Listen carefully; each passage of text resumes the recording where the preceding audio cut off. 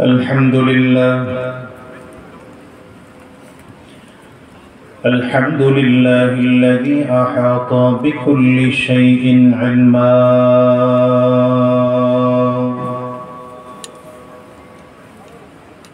وقضى بما يريد حكمة وحكما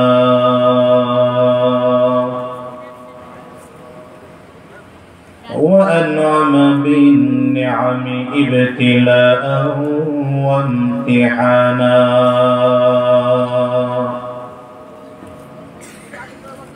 ونشهد أن لا إله إلا الله وحده لا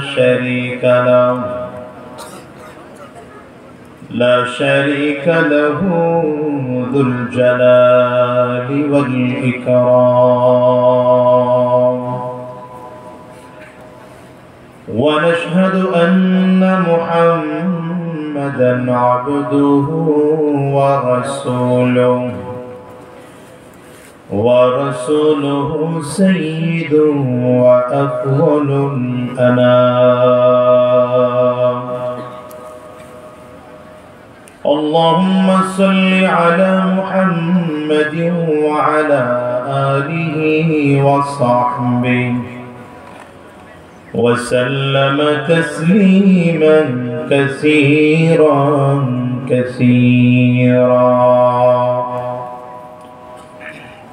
أما بعد فأعوذ بالله من الشيطان الرجيم بسم الله الرحمن الرحيم إن الذين آمنوا وعملوا الصالحات لهم جنات تجري من تحتها الأنهار ذلك الفوز الكبير صدق الله العظيم وصدق رسوله النبي الكريم ونحن على ذلك من الشاهدين والشاكرين والحمد لله رب العالمين سبحانك لا علم لنا إلا ما علمتنا إنك أنت العليم الحكيم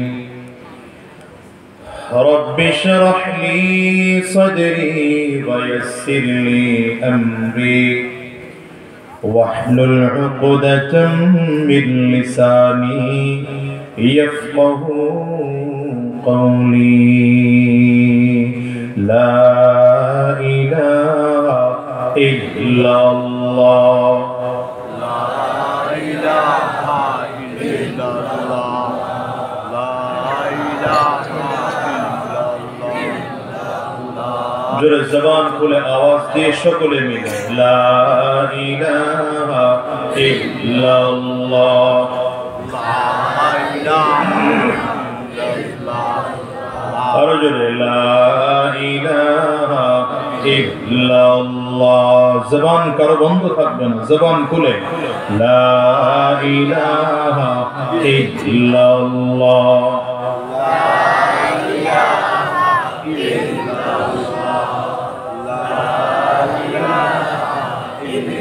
لا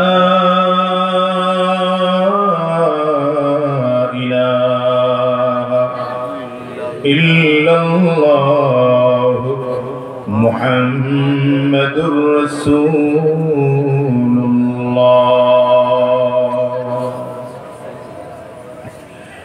Jamia মুহাম্মাদিয়া Arabia মাদ্রাসা অত্র মাদ্রাসার উদ্যোগে আয়োজিত 2 দিন ব্যাপী 28তম বার্ষিক ওয়াজ মাহফিল 2 দিন ব্যাপী মাহফিলের প্রথম দিবস সমাপনী অধিবেশন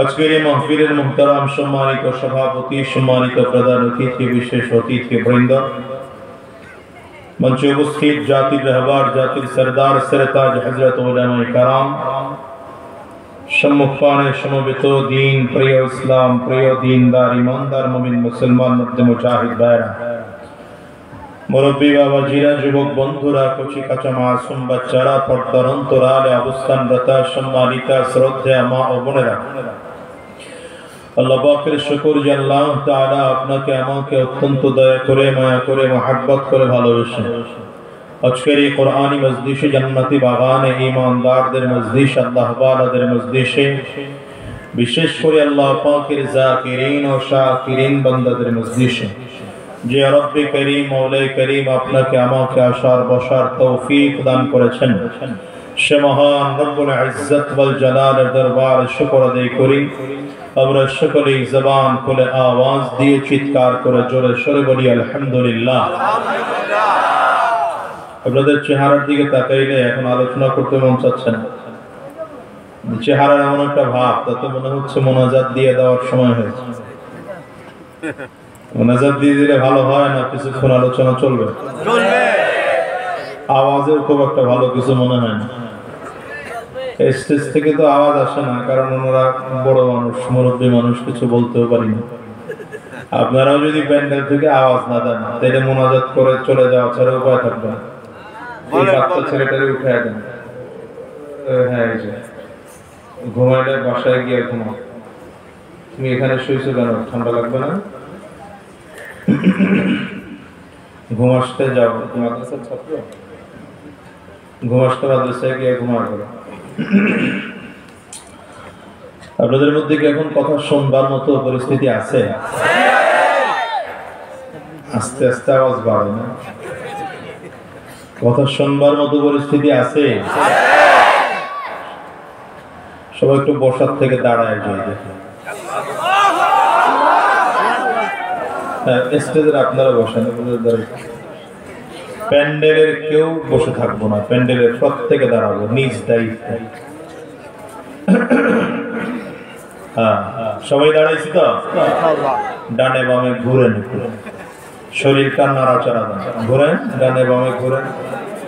এই মাশাআল্লাহ, এবার দুই হাত উঁচা করেন, উঁচা করেন, উঁচা করেন, নাড়া দেন, হাতগুলো নাড়া দেন, জোরে আওয়াজ দেন আল্লাহু আকবার, আর জোরে তাকবীর দেন আল্লাহু আকবার। এবার আলহামদুলিল্লাহ বলে বসে পড়ুন। এই বক্সটা সাউন্ড হয় না, আমার কাছে ওইটা লাগতেছে, এটা লাগতেছে, হ্যাঁ এটা দেখেন তো ডিসকানেক্ট হলো কিনা। আর ইকো দিলে কমায় দেন, ইকো দিলে কমায়, শুধু রিভার্ব,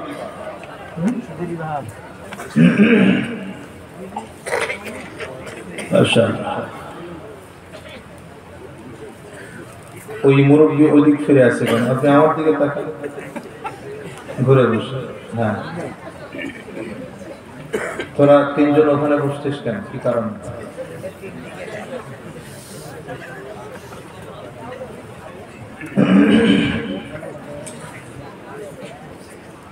আমি আলোচনার আগেই শর্ত দিয়ে নেই, আপনারা যারা বসছেন লোক কম, এই কারণে আমার মন মোটেও খারাপ না, কিন্তু মনোযোগী শ্রোতা না হলে পিছন দিকে তাকায় দেখা লাগবে না। আমি আমার তুলনায় কথা বলছি, এমনি লোক কম তা না, অন্যান্য মাহফিলে যা হয় আর ওই তুলনায় বলছি।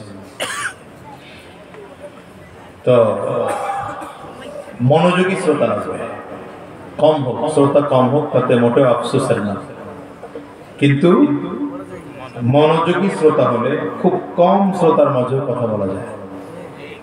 আর শ্রোতা মনোযোগী না, অনেক শ্রোতা, তাতে কোনো লাভ নেই। এজন্য আপনাদেরকে বলবো খুব গভীর মনোযোগী হবেন ইনশাআল্লাহ। মোবাইল টোবাইল নিয়ে দু চারজন ব্যস্ত হয়ে পড়ছেন, এগুলো দরকার নেই। আমি বলতেছি না জায়েজ না জায়েজের ফতোয়া এখানে আনার সময় নেই আমার, এটা নিয়ে মনোযোগী হয়ে আমার মূল আলোচনা হারায় ফেলা।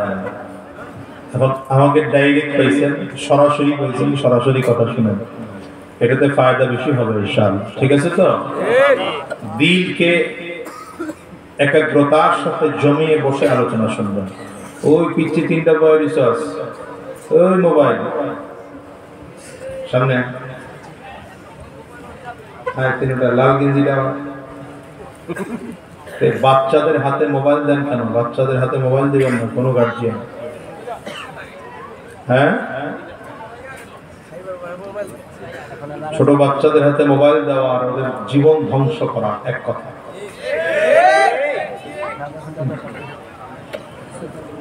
না ভাইয়া আয়াতে কারিমা তিলাওয়াত করেছে আল্লাহ রাব্বুল আলামিন বলেন ইন্নাল্লাযীনা আমানু ওয়া আমিলুস সালিহাত লাহুম জান্নাতুন তাজরি মিন তাহতিহাল আনহার। আল্লাহ বলেন আমার যে বান্দার মধ্যে দুইটা গুণ থাকবে, আমার যে বান্দা দুইটা গুণ অর্জন করতে পারবে, আমি আল্লাহ তাআলা তাকে জান্নাত দিয়ে দেব। সুবহানাল্লাহ। আওয়াজ ভালো লাগবে, আরো জোরে লাগবে। কয়টা গুণ অর্জন করলে জান্নাত পাওয়া যাবে? জোরে বলে না। কয়টা গুণ অর্জন করলে জান্নাত পাওয়া যাবে? জান্নাতটা কেমন আল্লাহ তাআলা তার বর্ণনা দিচ্ছেন, তাজরি মিন তাহতিহাল আনহার। যেই জান্নাতের নিচ দিয়ে নদীগুলো বয়ে যাবে। বহুবচন। মুফাসসিরিনগণ বলেন জান্নাতের নিচ দিয়ে সাধারণত 4টা নদী থাকবে। এই পাপন, এই জায়গায় বসে পাপন কাকু খাওয়া যাবে না, পকেটে ঢুকায় রাখতে হবে, পরে খাইবা, ঠিক আছে? হ্যাঁ, যার যারটা ভাগযোগ করে ভিতরে ঢুকায় রাখো, পরে খাইবা। গেঞ্জির মধ্যে রাখো যেন গরম থাকে। সাবধান, কুরকুরানির জন্য আওয়াজ না করে। কয়টা জান্নাত? জান্নাতের নিচ দিয়ে নহর বয়ে যাবে কয়টা? এর মধ্যে একটা নদী হবে দুধের নদী। এটা যেন বইলে দেওয়া না লাগে, সুবহানাল্লাহ বইলে দিতে হবে না, রেডি করে রাখবেন, আসলেই বলে দিবেন সুবহানাল্লাহ। একটা নদী থাকবে কিসের? বলেন, জোরে বলেন। আরেকটা নদী থাকবে মধুর নদী, আরেকটা নদী শরাবের নদী, আরেকটা মিষ্টি পানির নদী বলে এই জান্নাতের নিচ দিয়ে। এটা এত চমৎকার করে আল্লাহ দিবেন, এই নদীগুলোর মধ্যে কোনো পার্টিশন থাকবে না, একটার সাথে আরেকটা মিলে চলবে, কিন্তু একটার সাথে আরেকটা লেগে যাবে না। সুবহানাল্লাহ। এটা হলো জান্নাতের মাত্র একটা বর্ণনা, ছোট। এই জান্নাত পাওয়ার জন্য আল্লাহ তাআলা গোটা পৃথিবীর মানুষকে দুইটা গুণ অর্জন করার জন্য বলেছেন। বলেন কয়টা গুণ অর্জন করার জন্য বলেছেন? এর মধ্যে 1 নম্বর গুণ ইন্নাল্লাযীনা আমানু। 1 নম্বর গুণ হলো ঈমান আনতে হবে। কি আনতে হবে? ঈমান। 2 নম্বর গুণ ওয়া আমিলুস সালিহাত, নেক আমল করতে হবে। কি আমল করতে হবে? গুণ পাইলাম কয়টা? এই মাথা নিচের দিকে দিয়ে রাখছি, বলেন নেক গুণ পাইলাম কয়টা? 1 নম্বর বুঝেন, আওয়াজ বুঝেন। 1 নম্বর, জোরে বলেন। 1 নম্বর। 2 নম্বর নেক আমল। ঈমান কাকে বলে এটা আপনারা ভালো করে বুঝেন। 3টা জিনিসের সমন্বয়ের নাম ঈমান। আল্লাহ মুহাম্মদুর রাসূলুল্লাহ সাল্লাল্লাহু আলাইহি ওয়াসাল্লাম আল্লাহর নবী, আল্লাহর কিতাব, আল্লাহর ফেরেশতা, এগুলোকে দিল থেকে বিশ্বাস করা, জবান দিয়ে স্বীকার করা, কাজে পরিণত করার সমষ্টির নাম হচ্ছে ঈমান। বুঝাইতে পারলাম কিনা? ওই আল্লাহর ওলি রকম করে বলেছে কেন? না ইনশাআল্লাহ। আমার দিকে এটা হচ্ছে ঈমান। আর নেক আমল হলো কোরআন যা বলেছে, সুন্নাহ যা বলেছে সেগুলো করা, যা থেকে নিষেধ করেছে সেগুলো থেকে বিরত থাকার নাম হচ্ছে নেক আমল। সহজ কথায় দিয়ে দেয়। এই দুইটা হলো পাসপোর্ট আর ব্যাংক স্টেটমেন্টের মতো, বুঝেন নাই? গোটা পৃথিবীর কোন দেশে যদি আপনি ভ্রমণ করতে চান, সেই দেশের সরকার আপনাকে অ্যাপ্লিকেশন করলে দুইটা জিনিস চাবে। এক নম্বর আপনি পাসপোর্ট, বৈধ পাসপোর্টধারী কি। দ্বিতীয় নম্বর আপনার ব্যাংক স্টেটমেন্টের অবস্থা কি। যদি দুইটা ভালো থাকে, এক নম্বর আপনি পাসপোর্ট, বৈধ পাসপোর্টের অধিকারী, বৈধ পাসপোর্টের মালিক। দ্বিতীয় নম্বর ব্যাংক স্টেটমেন্ট ভালো আছে, তো যে কোনো দেশের সরকার আপনাকে ভিসা দিতে রাজি হবে। বুঝলেন নি? বুঝলেন নি? আল্লাহ তাআলার জান্নাতে যারা যাইতে চায়, আল্লাহ বলেন, গোলাম আমি আল্লাহর কাছে আসতে হলেও দুইটা জিনিস লাগবে। এক নম্বর ঈমান নামের পাসপোর্ট লাগবে। ঈমান নামের নির্ভেজাল ঈমান। যেমন নির্ভেজাল পাসপোর্ট, পাসপোর্ট জাল হতে পারবে না, পাসপোর্ট কোনোভাবে ব্ল্যাকের থাকা যাবে না, ঈমানটার মধ্যে বিদআত থাকতে পারবে না, ঈমানের মধ্যে শিরিক থাকতে পারবে না, ঈমানের মধ্যে কুফর থাকতে পারবে না, স্বচ্ছ পাক্কা সচ্চা ঈমান। আর নেক আমল নামের ব্যাংক স্টেটমেন্ট। নেক আমল হলো আখিরাতের মুদ্রা। নেক আমল কোথার মুদ্রা? আখিরাতের মুদ্রা। বাংলাদেশের মুদ্রার নাম কি? বলেন বলেন বলেন। বাংলাদেশের মুদ্রার নাম কি? ইন্ডিয়ার মুদ্রার নাম? মালয়েশিয়ার মুদ্রার নাম রিঙ্গিত। আরব দেশের মুদ্রার নাম রিয়াল। হ্যাঁ, আমেরিকার মুদ্রার নাম ডলার। জান্নাতের মুদ্রার নাম নেক আমল। জান্নাতের মুদ্রার নাম কি? দেখেন, আপনি চাইলে এখানে বসে আমেরিকান ডলার কামাই করতে পারবেন। একজন মানুষ চাইলেই প্রতিদিন কোটি কোটি টাকা ইনকাম করতে পারে না, পারে নাকি? বহুত ব্যবসায়ী এমন আছে, ব্যবসা ভালো করে, জায়গা ভালো, প্লেস ভালো, দোকান ভালো, মালপত্র সব আছে, বেচা কিনা নাই, আছে না? আবার বহু ব্যবসায়ী এমন আছে খুব ভালো না, পুঁজি আদিও খুব ভালো নাই, কিন্তু বেচা কিনা ভালো আছে, কি আছে না? ওদের এই যে আব্দুল্লাহপুরে টং কিছু দোকান নিয়ে বসছে, মুরগির ফ্রাই আছে, খাবার দোকান, ওর গোটা দোকানটা মিলে 10,000 টাকা পুঁজি নেই। কিন্তু খোঁজ খবর নিয়ে দেখেন প্রতিদিন 20 থেকে 30,000 টাকা সেল আছে, কি আছে না? এই খবর নিয়ে দেখবেন যে মাসে এর কম হলেও 50,000 টাকা ইনকাম, পুঁজি কম, লাভ। আবার ওই একই জায়গায় অনেক দোকানদার এমন আছে 20 লাখ 50 লাখ টাকা পুঁজি নিয়ে বসে আছে, গোটা মাসের মধ্যে 1 লাখ টাকা বেচা কিনা নেই, আছে না? কিন্তু আখিরাতের ব্যাপারটা টোটাল ভিন্ন। আল্লাহ বলেন, দুনিয়াতে থাকা অবস্থায় চাইলেই আমেরিকান ডলার কামাই করতে পারবে না, চাইলেই তুমি রিয়াল কামাই করতে পারবে না, চাইলেই দুনিয়ায় থাকা অবস্থায় টাকা কামাই করতে পারবে না। নেক আমল চাইলেই কামাই করা যায়। সুবহানাল্লাহ, ভালো হয় না? জোরে বলেন।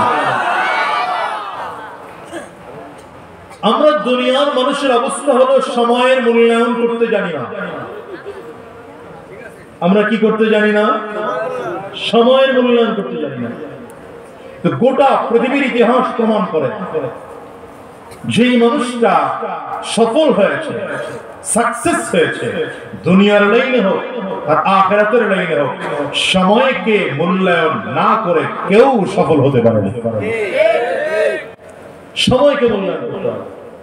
একটা কথা আমি মাঝে মাঝে বলি, গোটা বিশ্বের সব থেকে নাম্বার 1 ধনী 2 বার হয়েছে বিল গেটস। নাম শুনছেন? এই বিল গেটস রাস্তা দিয়ে একদিন চলতেছে, রাস্তা দিয়ে চলা অবস্থায় হঠাৎ করে প্যান্টের পকেট থেকে রুমাল বের করতেছে। রুমাল বের করতে গিয়ে প্যান্টের পকেট থেকে কিছু আমেরিকান ডলার নিচে পড়ে গেছে। বিল গেটস ওটার দিকে তাকাইছেন, দেখছেন, হাঁটা শুরু করছেন।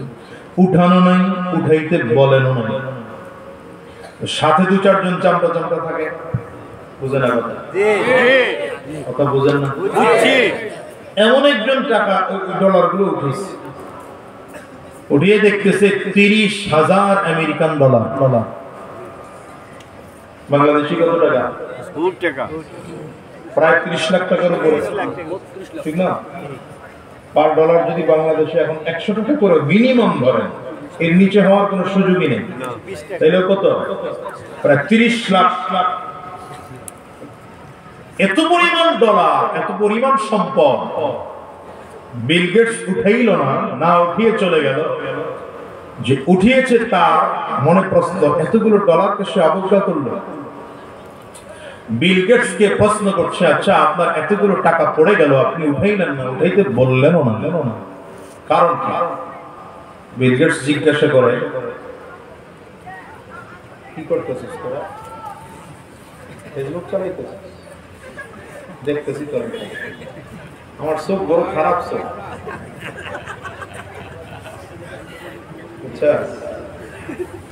দুষ্টমি যেগুলো করে এগুলোর নজর, এগুলোর দিকে আমার নজর তাড়াতাড়ি যায়।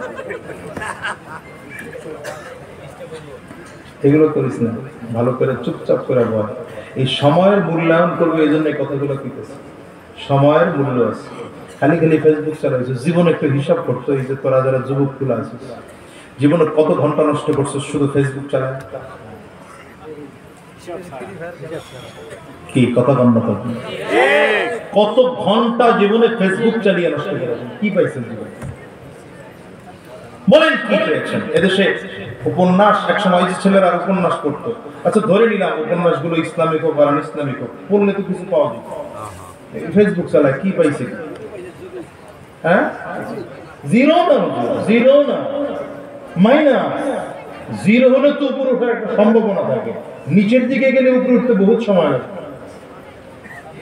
কিছু পাস নাই জীবনে। আমি নিষেধ করি না যে ফেসবুক চালাই ভাই না, ফেসবুক আমিও চালাই, অত আল্লাহর ওলি আমিও না, কথা বুঝাইতে পারছি। কিন্তু সময়টা নির্ধারণ করা, যে সর্বোচ্চ প্রতিদিন 2 বারে মিলায় আধা ঘন্টা চালাবো, 1 ঘন্টা ফেসবুক চালাবো, এর করার নেই। কথা বলে পারবো না ঠিক কইতে, কারণ সব রোগী বসা তো এই জায়গায়।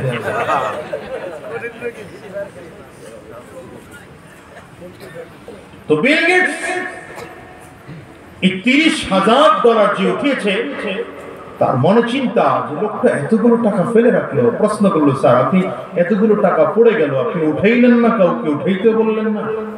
তো বিল গেটস বলছে, পড়ছে কত? বলে $30,000। দেখো আমার প্রতি সেকেন্ডে ইনকাম হচ্ছে আমেরিকান $1.5 লক্ষ। কত? 1.5 লক্ষ। আমি যদি টাকাটা উঠাইতে যেতাম, মিনিমাম 5 সেকেন্ড সময় আমার নষ্ট হতো।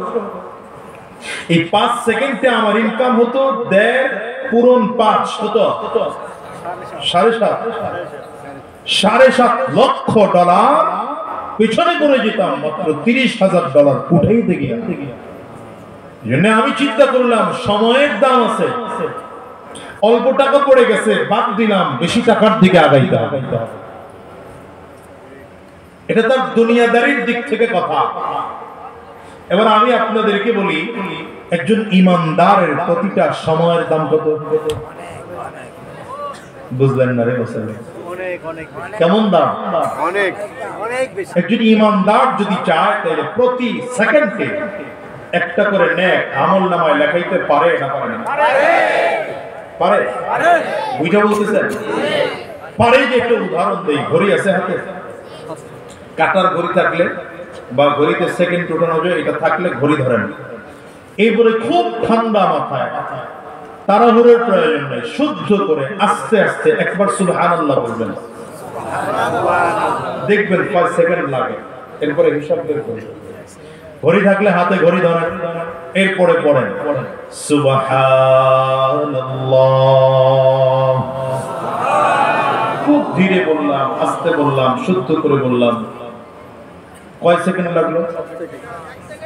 আরে না, এরা ধরেই নেই ঘড়ি। 3 সেকেন্ড। 3 সেকেন্ড লাগছে।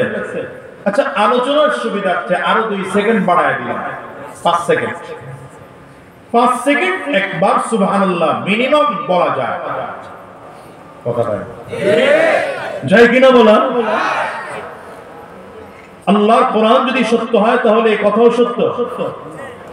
মান জাআ বিল হাসানাতি ফালাহু আশরু আমসালিহা, কোন বান্দা যদি একটা নেকের কাজ করে তো আমলনামায় মিনিমাম 10 গুণ নেক তার আমলনামায় লেখা হয়। এই যে সুবহানাল্লাহ বলতেছেন, মিনিমাম তো 10 নেকি হয়েছে। কত নেকি হলো? তাহলে 5 সেকেন্ডে যদি 10টা করে নেক হয়, প্রতি সেকেন্ডে কয়টা? কথা হয় প্রতি সেকেন্ডে 2টা। 5 সেকেন্ডে 10টা, তাহলে প্রতি সেকেন্ডে 2টা। এবার নেক বানানোর আরো সহজ পদ্ধতি আছে। কোরআন পড়বেন তো কোরআনের প্রতিটা অক্ষরে 10 নেকি। আরো জোরে বলা যাবে না? যতবার সুবহানাল্লাহ সুবহানাল্লাহ সুবহানাল্লাহ বলতেছেন লস নাই তো? এটা জবান খুলে বলবেন, কিপটামি করেন না। নবীজির হাদিস, নবী বলেন, মান ক্বারা মিনাল কুরআনি হারফান ফালাহু হাসানাতুন ওয়াল হাসানাতু আশরু আমসালিহা। ইন্নী লা আকুলু আলিফ লাম মিম হারফুন বাল আলিফুন হারফুন লামুন হারফুন মিমুন হারফ। নবী বলেন, কোরআনের প্রত্যেকটা অক্ষরে একটা করে নেকি। এই নেকিটা 10 গুণ হয়। তার মানে প্রতি অক্ষর, কোরআনের প্রতি অক্ষর তিলাওয়াত করলে মিনিমাম 10 নেকি আমলনামায় জমা হয়ে যায়। শাইখুল হাদিস আল্লামা আজিজুল হক রাহমাতুল্লাহি আলাইহির জবানে তার ক্লাসে শুনছি, তিনি বলেন যে এখানে আরেক ব্যাখ্যা করা যায়। আল্লাহর নবী বলেছেন আলিফুন হারফুন লামুন হারফুন, এর আরেকটা ব্যাখ্যা আছে। এক ব্যাখ্যা হলো আলিফ 10 নেকি, লাম 10 নেকি, মিম 10 নেকি। বুঝলেন নি? বুঝছি। এটা মিনিমাম। আরেক ব্যাখ্যা করা যায়, আলিফ লিখতে কয়টা অক্ষর লাগে? এটা উলামায়ে কেরাম বলেন, আলিফ লিখতে কয়টা অক্ষর লাগে? প্রতি অক্ষরে 10 নেকি। আলিফ লিখতে অক্ষর লাগে 3টা, আলিফ লাম ফা। আলিফুন, আলিফে এক অক্ষর 10 নেকি, লাম আরেক অক্ষর 10 নেকি, ফা আরেক অক্ষর 10 নেকি। আলিফ তিলাওয়াত করলে মিনিমাম 30 নেকি। লাম লিখতে 3 অক্ষর লাগে, মিম তিলাওয়াত করলে মিম লিখতে 3 অক্ষর লাগে, প্রতি অক্ষরে 10 নেকি। তাহলে আশা করা যায় আল্লাহ কম হলেও 10 দিবেন, কম হলেও 30 দিবেন। এবার ফাজাইল বিসমিল্লাহ নামক কিতাবের মধ্যে হাটহাজারী মাদ্রাসার প্রতিষ্ঠাতাদের একজন মাওলানা জামিলউদ্দিন সাহেব রাহমাতুল্লাহি আলাইহি লেখেন, আল্লাহর কোন বান্দা যদি ওযু ছাড়া না দেখা কোরআন পড়ে তাইলেও মিনিমাম 10 নেকি এক এক অক্ষর। আর যদি ওযু সহকারে কোরআন দেখে পড়ে তাইলে তার একসাথে 5টা অঙ্গ কাজ করতেছে। চোখ দিয়ে দেখতেছে এক অঙ্গ, হাত দিয়ে ধরতেছে আরেক অঙ্গ, কান দিয়ে নিজের পড়া নিজে শুনতেছে আরেক অঙ্গ, জবান দিয়ে পড়তেছে আরেক অঙ্গ, ব্রেন দিয়ে ফিকির করতেছে আরেক অঙ্গ। 5 অঙ্গ একসাথে থাকার কারণে 10 কে 5 দিয়ে গুণ দিলাম, এক এক অক্ষরে 50 নেকি হবে। এবার তিনি মাওলানা জামিলউদ্দিন সাহেব রাহমাতুল্লাহি আলাইহি লেখেন, যদি কোনো বান্দা নামাজের মধ্যে তিলাওয়াত করে তো আশা করা যায় আল্লাহ তাআলা মিনিমাম 100 নেকি প্রতিটা অক্ষরের বিনিময় দান করেন। এটা তো হলো আপনাদের গ্রামের মহল্লার মসজিদ, অথবা ঘরে বসে মহল্লার যেটা কেন্দ্রীয় মসজিদ, নাকি আরেকটু বেশি? হাগরে তাকায় জি, হ্যাঁ, দেশের কেন্দ্রীয় মসজিদের সওয়াব আরেকটু বেশি। মসজিদে নববীতে যদি প্রতি রাকাতে 50 রাকাতের সওয়াব হয়, তাহলে প্রতি অক্ষর তিলাওয়াত করলেও তো কি 50 গুণ বাড়ার কথা না? 50 লক্ষ গুণ বাড়ার কথা না? 50,000 গুণ। বাইতুল্লাহ তিলাওয়াত করলে এক রাকাত নামাজে 1 লক্ষ রাকাত নামাজের সওয়াব। তাইলে তিলাওয়াতের মাত্রা তো 1 লক্ষ বাড়ার কথা। বুঝেন আরে বুঝেন, বুঝি। একজন বান্দা যদি চায় মিনিমাম এই হিসাবে প্রতি সেকেন্ডে একটা করে নেক আমলনামায় লিখতে পারে না পারে না? এবারে তোরা 3টা ক্যালকুলেটর হলো, মোবাইল টিপতেছিস তো কামে লাগাই দিল, মোবাইলের ক্যালকুলেটর খোল। বুঝেন না রে, খোল, আমি হিসাব দেখাই দিতে পারি। প্রতি বান্দা যদি প্রতি সেকেন্ডে একটা করে নেক অর্জন করে, বলেন মিনিটে কয়টা হয়? কথা কয় না এরা? কয়টা হয়? যদি মিনিটে 60টা নেকি, একেবারে মিনিমাম, এর চেয়ে কম হতেই পারে না, এর চেয়ে কম হতেই পারে না। তাহলে প্রতি সেকেন্ডে একটা করে নেক বান্দার আমলনামায় লেখা হবে। মিনিটে কয়টা? এবার 60 কে 60 দিয়ে গুণ দেন, দেখুন কয়টা? 3600, 1 ঘন্টা। সুবহানাল্লাহ বলেন। আপনারা হুজুর অফিসে গেলেন কেন?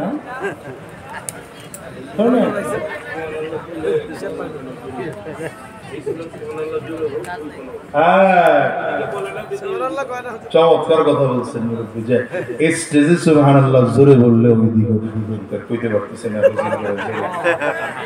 হুজুর আমি যা ওয়াজ করতেছি হুজুররা তো এই ওয়াজ জানে, কথা বলে এরা হয়তো চিন্তা করে তো আমাদের জানা ওয়াজই করতেছে, ঢাক না হয় করুক 1 লাখ হুজুররা কোয়েন ট্রাই একটু আপনারা কোয়েন, তাহলে সামনের লোকজনদের আগ্রহ বাড়বে ইনশাআল্লাহ। তাহলে 1 ঘন্টায় কত হইলো হিসাব রাখুন। এই পিসিগুলারে কইতেছি কামে লাগাই দিলাম আর কি, মোবাইল তো টিপবো এডি দিয়ে পারব না বিরত রাখতে। হ্যাঁ 1 ঘন্টায় কত হইলো বলেন? 1 ঘন্টা একজন মানুষ চাইলে মিনিমাম 3600 নেক তার আমলনামায় লিখতে পারে। এবারে 3600 রে 24 দিয়ে গুণ দাও, একদিন আলহামদুলিল্লাহ কত হইছে দেখছেন?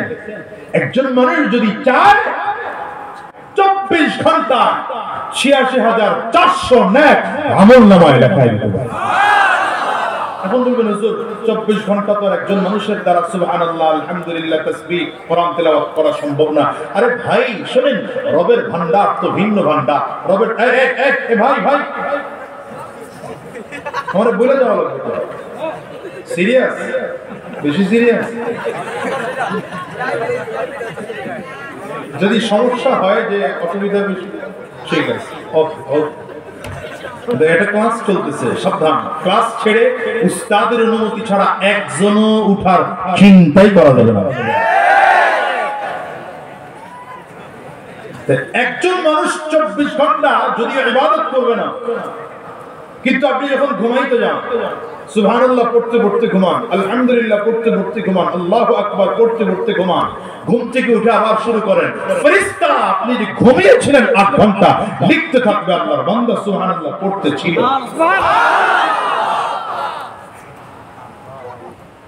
বুঝেন নাই? ইস্তেঞ্জায় যাওয়া পর্যন্ত আপনি তাসবিহ পড়তেছিলেন, বের হয়ে তাসবিহ পড়তেছিলেন, মাঝখানে যেই সময়টুকু তাসবিহ পড়তে পারেন নাই ফেরেশতারা লিখে দেবে পড়তে ছিল। বলে না বলে না বলে না। একজন বান্দা যদি চায় 24 ঘন্টায় 86400 নেক আমলনামায় লেখাইতে পারে না পারে না? এইবার এটাকে 30 দিয়ে গুণ দাও, দেখবেন ক্যালকুলেটরে ধরবে না, একটু পরে সামনে আসতেছি। কত হইছে? 2,59,02,000। ঠিক আছে ঠিক আছে, হ্যাঁ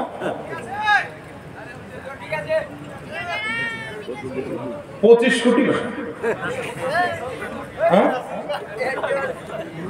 না ঠিক আছে 2 কোটি, 2,59,02,000 এক মাসে ইনকাম কম।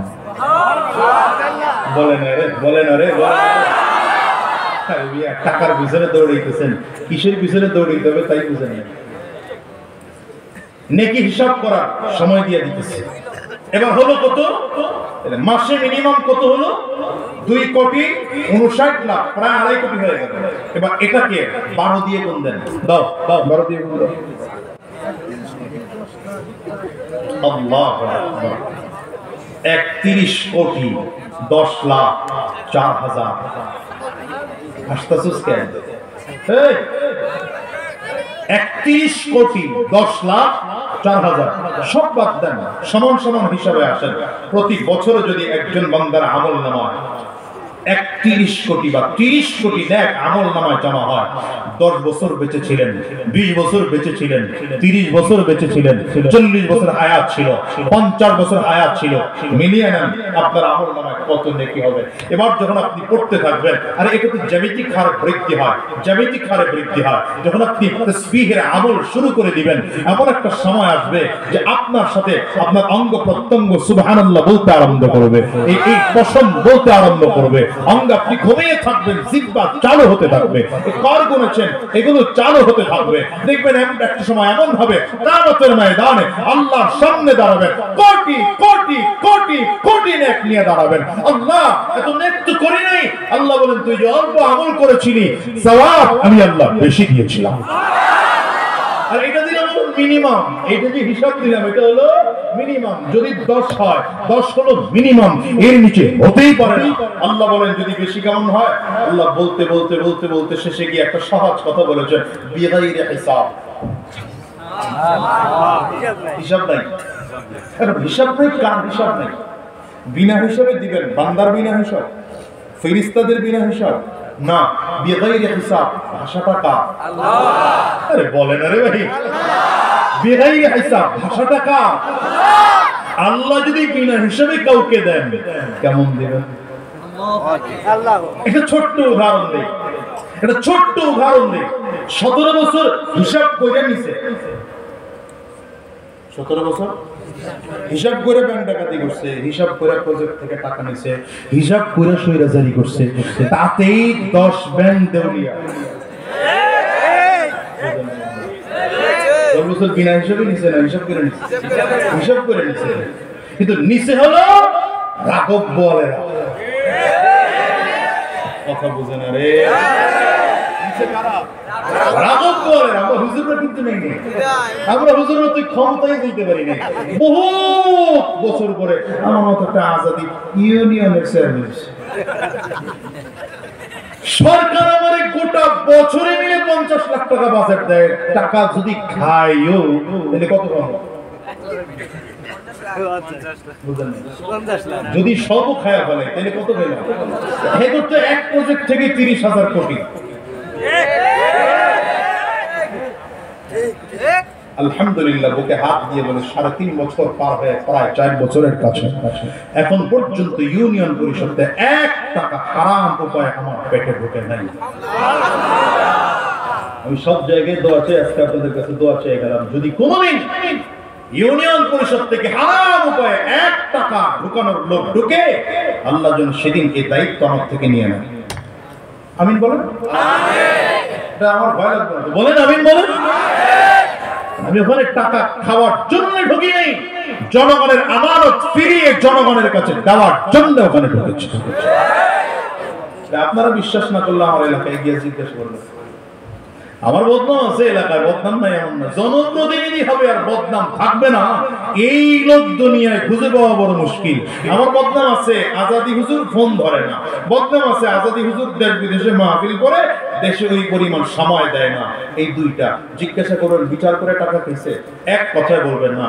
ইউনিয়ন পরিষদ থেকে টাকা মেরে গেছে, এক কথায় বলবে না। ভিজিটি কার্ড, রেশন কার্ড, টিসিবি, কাবিঘা, টিয়া, এগুলো মেরে গেছে, এক কথায় বলবে না। কথা বন্ধ করেন।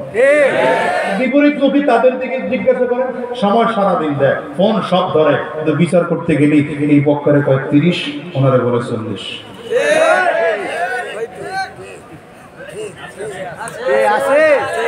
এই রাঘব বলেরা 17 বছর হিসাব করে নিছে।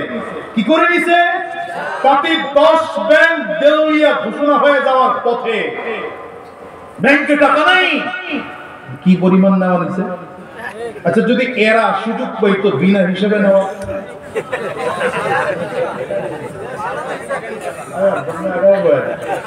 মজার বাস চলবো। মাত্র না শুরু করলাম। যদি বিনা হিসাবে নিত, বলেন না।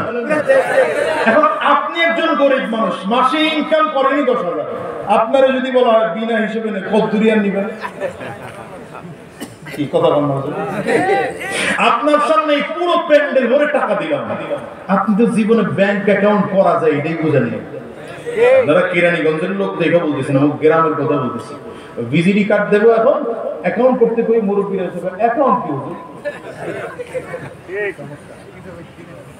যারা জীবনে অ্যাকাউন্ট কারে বলে সেটাই বুঝে না, সে এই পুরো প্যান্ডেল ভর্তি যদি টাকা দেয়, সে তো তার ওই কি বলে কোলের মধ্যে যা ধরবে ওগুলো নিয়ে যাবে। কত নিচে বহুত হিসাব নিকাশ করে 10 লাখ নিচে। কত নিছে? 500 টাকার বান্ডিল নিলে কতগুলো ধরবে? আর যদি তারে বলা হয়, সে তো বলবে এত কিছু দরকার নাই, খালি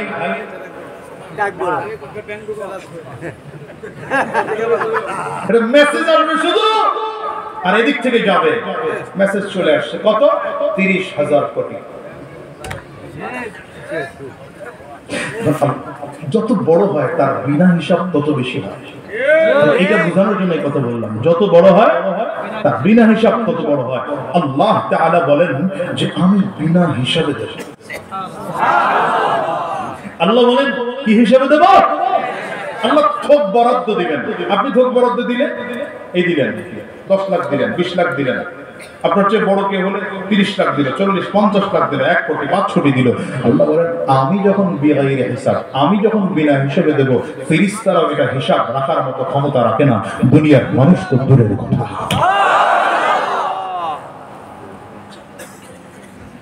এখন আপনাদের কাছে প্রশ্ন করি, একজন বান্দা প্রতি সেকেন্ডে মিনিমাম একটা করে নেক আমলনামায় লেখাইতে পারে, একটা নেকির মূল্য কত? বলেন না, বলেন না, বলেন না, নেকির মূল্য কত? নবী আলাইহিস সালাম বলেন গোটা পৃথিবী 7 আসমান 7 জমিন ওয়া মা বাইনাহুমা, আসমান জমিনের মধ্যে যা আছে সব এক পাল্লায় উঠিয়ে দাও, আর একটা নেককে ভিন্ন পাল্লায় উঠিয়ে দাও, নেকের পাল্লা ভারী হয়ে যাবে, ওই পাল্লাগুলো হালকা হয়ে যাবে। সুবহানাল্লাহ, আলহামদুলিল্লাহ, লা ইলাহা ইল্লাল্লাহ, সুবহানাল্লাহ, বলেন না, সুবহানাল্লাহ, আলহামদুলিল্লাহ, লা ইলাহা ইল্লাল্লাহ, সুবহানাল্লাহ, আলহামদুলিল্লাহ, লা ইলাহা ইল্লাল্লাহ। তুমি বাঁচাও, তুমি মারো, অবিরত ক্ষমা করো, তুমি বাঁচাও, তুমি মারো, অবিরত ক্ষমা করো, যাকে ধরার তাকে ধরো, যাকে ধরার তাকে ধরো, তোমার মুঠোয় সবই আল্লাহ। সুবহানাল্লাহ, জবান খুলে সুবহানাল্লাহ, আলহামদুলিল্লাহ, লা ইলাহা ইল্লাল্লাহ, সুবহানাল্লাহ, আলহামদুলিল্লাহ, লা ইলাহা ইল্লাল্লাহ। নেকির এত মূল্য কেন রে যুবক? নেক আমলের এত দাম কেন? কারণ হলো যেই দেশের রিজার্ভ ফান্ড যত বেশি হয় সেই দেশের মুদ্রার মান তত বেশি হয়। বাংলাদেশের রিজার্ভ ফান্ড অন্যান্য দেশের তুলনায় কম, এজন্য এই দেশের টাকা মুদ্রার মান কম। আবার যদি আরাকান আফগানে ওখানে চলে যান, মায়ানমারে, এদের রিজার্ভ ফান্ড অনেক বেশি কম, এই জন্য তাদের মুদ্রার মানও অনেক বেশি কম, ঠিক না? ইন্ডিয়া রিজার্ভ ফান্ড আর একটু বেশি, এই জন্য তাদের রুপির মূল্য আর একটু বেশি। আরব দেশে রিজার্ভ ফান্ড আরো বেশি, এই জন্য তাদের মুদ্রার মান আরো বেশি। আমেরিকার রিজার্ভ ফান্ড আরো বেশি, এই জন্য তাদের মুদ্রার মান আরো বেশি। কুয়েতে মুদ্রার মান আরো বেশি। কুয়েতের 1 টাকা বাংলাদেশের 300, এখন কত? 380। আমি একবার কুয়েত এয়ারপোর্টে, আমার সাথে 2জন লোক ছিল, লং টাইম সময় ঢুকছি, এখন চিন্তা করলাম যে একটু চা খাই। তো ওখানে কি নেবো? একটা রোল আর এক কাপ চা। চা লেখা দেখলাম ওখানে 2 টাকা 9 পয়সা। কত? বাংলা টাকার হিসাব করে দেখলাম, আল্লাহ, ছোট করে 1400 টাকা। আমার সাথে একজন মুরব্বী জিজ্ঞাসা করলাম, দাদু চা খাবেননি? কত? আমি বললাম 2 টাকা 9 পয়সা। তাহলে তো খাওয়া যায়। আমি বাংলা টাকা হিসাব করে দেখছেন কত? আমি প্রায় 1300-1400 রুপি। ভালো হয়ে গেছি, খাম না।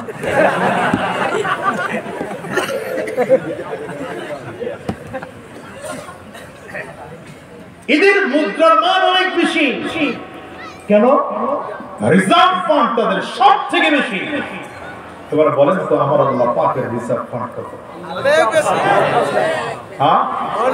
এবার নবীজির একটা হাদিস শুনে রাহমাতুল লিল আলামিন বলেন যে আটলান্টিক মহাসাগর দেখো, আরব মহাসাগর দেখো, এই যে বিশাল বিশাল বিশাল বিশাল সাগর দেখো, এই সাগরের মধ্যে যদি আল্লাহু আকবার একটা সুই ঢুকিয়ে দেওয়া হয়, এই সুইটাকে যদি টান দিয়ে বের করা হয়, এই সুইয়ের মাথায় কতটুকু পানি আসতে পারে? ফোটাও তো আসবে না, সুইয়ের মাথায় তো পানি ধরে। নবীজি বলেন আদম আলাইহিস সালাম থেকে আরম্ভ করে যত মানুষ দুনিয়া এসেছে আসবে, সব মানুষগুলোকে যদি আল্লাহ কিয়ামতের ময়দানে দাঁড় করায় দেন, দাঁড় করিয়ে যদি বলেন কার কি চাহিদা বলো, আমি তোমার চাহিদা পূরণ করব। বান্দা চাইতে থাকবে, আল্লাহ দিতে থাকবেন, চাবে বান্দা, আল্লাহ দিতে থাকবেন। দেখেন মানুষের চাহিদার কিন্তু কোনোদিন শেষ নাই। নবীজি বলেন লাউকানা ওয়াদিয়াম মিন যাহাব, কোন বান্দাকে যদি একটা স্বর্ণের পাহাড়ের মালিক বানিয়ে দেওয়া হয়, বান্দা বলবে আরো একটা স্বর্ণের পাহাড়ের মালিক আমাকে বানিয়ে দেওয়া হোক। নবী আমার বলেন আরে দুনিয়ার মানুষ জানো, আল্লাহ তাআলা কোরআনে কয় আল্লাহুমুত তাকাসুর হাত্তা যুরতুমুল মাকাবির, ঠিক না? মানুষ কবরে যাওয়ার আগ পর্যন্ত শুধু আরো চাই, আরো চাই, আরো চাই। আল্লাহ তাআলা বলেন এমন করে করে বান্দা চাইতে থাকবে, আমি আল্লাহ দিতে থাকবো। বান্দা চাইতে চাইতে চাইতে বান্দার চাহিদা শেষ হয়ে যাবে, আমি আল্লাহ তাআলার দেওয়া শেষ হয়ে যাবে। এমন করে গোটা পৃথিবীর সব মানুষকে যদি আলাদা আলাদা করে চাহিদা পূরণ করে দেওয়া হয়, সন্তানকে আলাদা পূরণ করে দেওয়া হবে, বাবাকে আলাদা চাহিদা পূরণ করিয়ে দেওয়া হবে, স্ত্রীকে আলাদা স্বপ্ন পূরণ করিয়ে দেওয়া হবে, স্বামীকে আলাদা করে তার চাহিদা পূরণ করিয়ে দেওয়া হবে। রাসূল কারীম বলেন এই পরিমাণ সম্পদের মালিক যদি প্রত্যেকজন মানুষকে বানিয়ে দেওয়া হয়, আল্লাহ পাকের ধন ভান্ডার থেকে ওই যে সুইয়ের পরিমাণ পানিও কমবে না।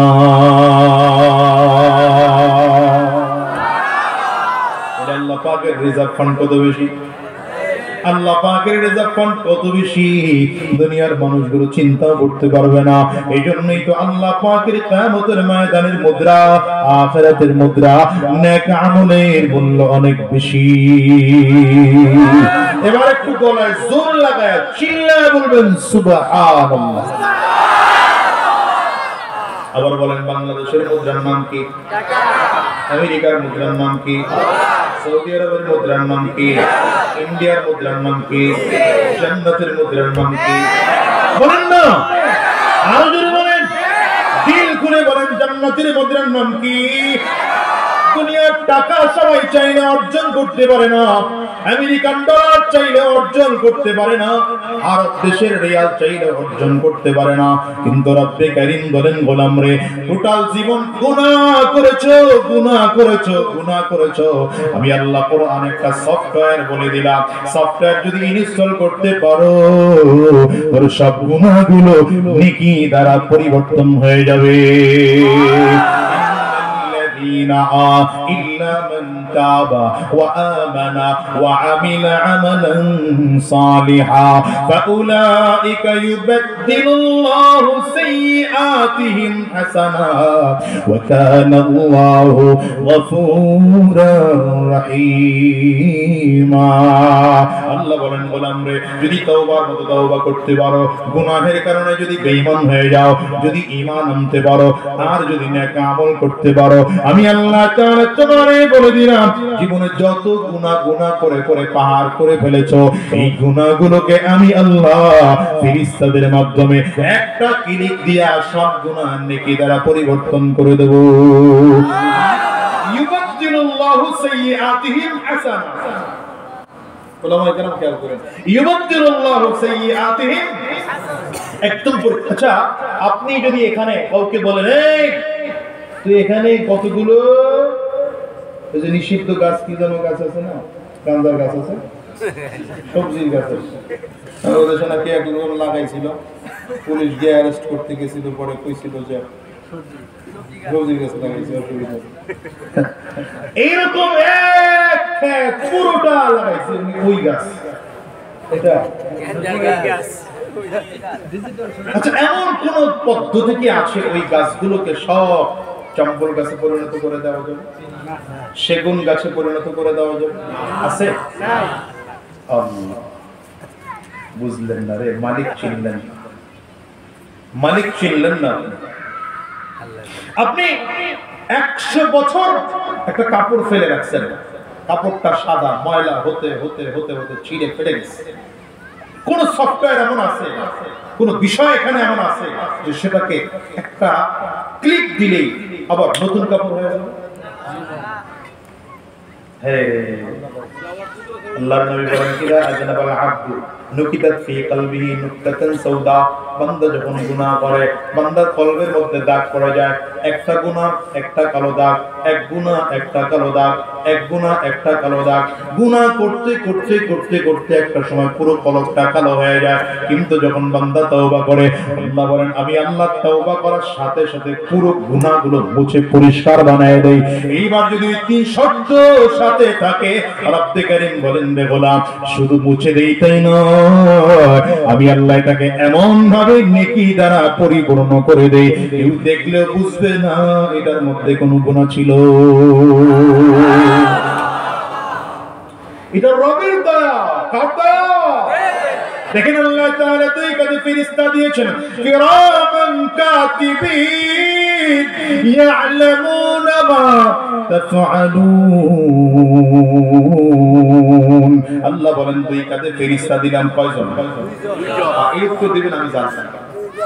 আমাদের দেশের ইমাম সাহেবরা এমন ওয়াজ করে, ডান কাঁধে কিরামান, বাম কাঁধে কাতিবিন। দুইজন না, কিরামান শব্দের অর্থ হলো সম্মানিত।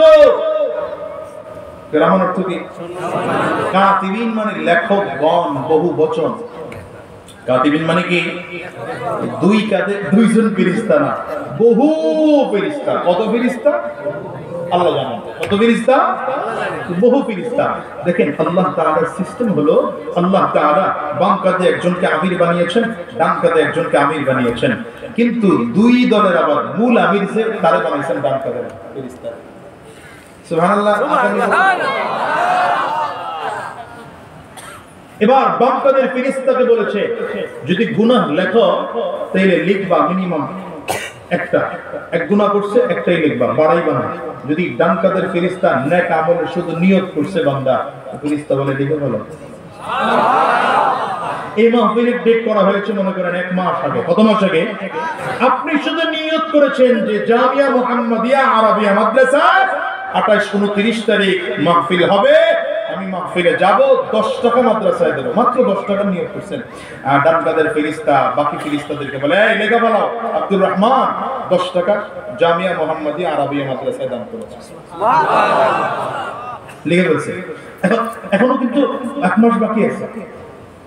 কত মাস বাকি? আমলনামায় লেখা হয়ে গেছে। যখন আপনি মাহফিলে আসলেন, 10 টাকা দিলেন, ফেরেশতারা বলে ওটাকে ক্লিক করে 10 গুণ বাড়াও। তাহলে 10 টাকায় কত হলো? মিনিমাম 100। এবার যদি আপনার নিয়ত ভালো থাকে, নিয়ত খালেস থাকে, তাকওয়ার পাওয়ার ভালো থাকে, তো 100 1000 হতে পারে, লাখ হতে পারে, কোটি হতে পারে, মিলিয়ন হতে পারে, বিলিয়ন হতে পারে, ট্রিলিয়ন হতে পারে, শেষ পর্যন্ত আল্লাহ কয় বিগাইরে হিসাব, এমন হতে পারে আপনি আমি হিসাব রাখতে পারি না। আচ্ছা, যদি নেক এরকম হয়, গুনাহ তো এরকম হওয়ার দরকার ছিল। গুনাহ তো এমন হওয়ার দরকার ছিল না। একজন বান্দা আজকে নিয়ত করেছে, আজকে বৃহস্পতিবার রাত না, নিয়ত করেছে আগামী রোববার অফিস খুললেই 1 লাখ ঘুষ খাবো। কত ঘুষ খাবো? এখন একটু কমায় বললাম, কারণ এখন তো আর বেশি ঘুষ খাওয়া যায় না, ছাত্ররা যেই খাবার খেচ্ছে। কথা বলেন, হ্যাঁ, চারিদিক থেকে খালি বদলি হয়, চারিদিক থেকে খালি বদলি, ভেজাল লাগলেই বদলি। এজন্য বদমাশগুলোর মাথা পুরো গরম। যারা দুদিন চুরি করেছে, পাটপাড়ি করেছে, চিটারি করেছে, সন্ত্রাসী করেছে, এদের মাথা গরম। ঠিক কিনা বলে? এজন্য উগ্রপন্থী সংস্থা ইসকনের মাথা গরম হয়ে গেছে। কি কথা বলেন? এরা এতদিন যে ধর্মের নাম দিয়া দেশের মধ্যে অরাজকতা তৈরি করেছে, নিজের সম্পদগুলো লুটেছে, দেশের বিরুদ্ধে চক্রান্ত ষড়যন্ত্র করেছে, গোলাম মানুষদের বিরুদ্ধে চক্রান্ত ষড়যন্ত্র করেছে, ভালো করে দিতেছে। এই জন্য এক একটা পালাইতে গিয়ে আবার ধরা খাইলে ভেজাল লাগে। কথা বলেন না কেন আমার ভাই আইনজীবী? কি জন্য না সাইফুল ইসলামকে শুধু প্রতিবাদ করার কারণে শিয়ার দিয়েছেন, শুধু তাকে শহীদ করা হয়েছে। আমি বলবো বাংলাদেশের কয়জনকে শহীদ করবা বলো? সাইফুল ইসলাম একজনকে শহীদ করবা? সাইফুল ইসলাম একজনকে শহীদ করবা? 2024-এর 5 আগস্টের ইতিহাস থেকে জেনে নাও, এক মুগ্ধ শহীদ হয়েছে, লক্ষ মুগ্ধ কোটি মুগ্ধ ময়দানে নেমেছে। এক আবু সাঈদ শহীদ হয়েছে, লক্ষ আবু সাঈদ ময়দানে নেমেছে। শেষ পর্যন্ত দুপুরের খানা পাকানো ছিল, না খাইয়া পালাতে হয়েছে। কয়জনকে শহীদ করবা? কয়জনকে শহীদ করবা? এক সাইফুল ইসলামকে শহীদ করবা। গোটা বাংলা 18 কোটি মানুষের ইমানি পাওয়ার নিয়ম সাইফুল ইসলাম হয়ে যাবে। যদি উগ্রপন্থী 2-4টা ইসলাম বাংলায় থাকতে পারবে না, লেজ ছুটিয়ে পালানোর রাস্তাও পাবে না।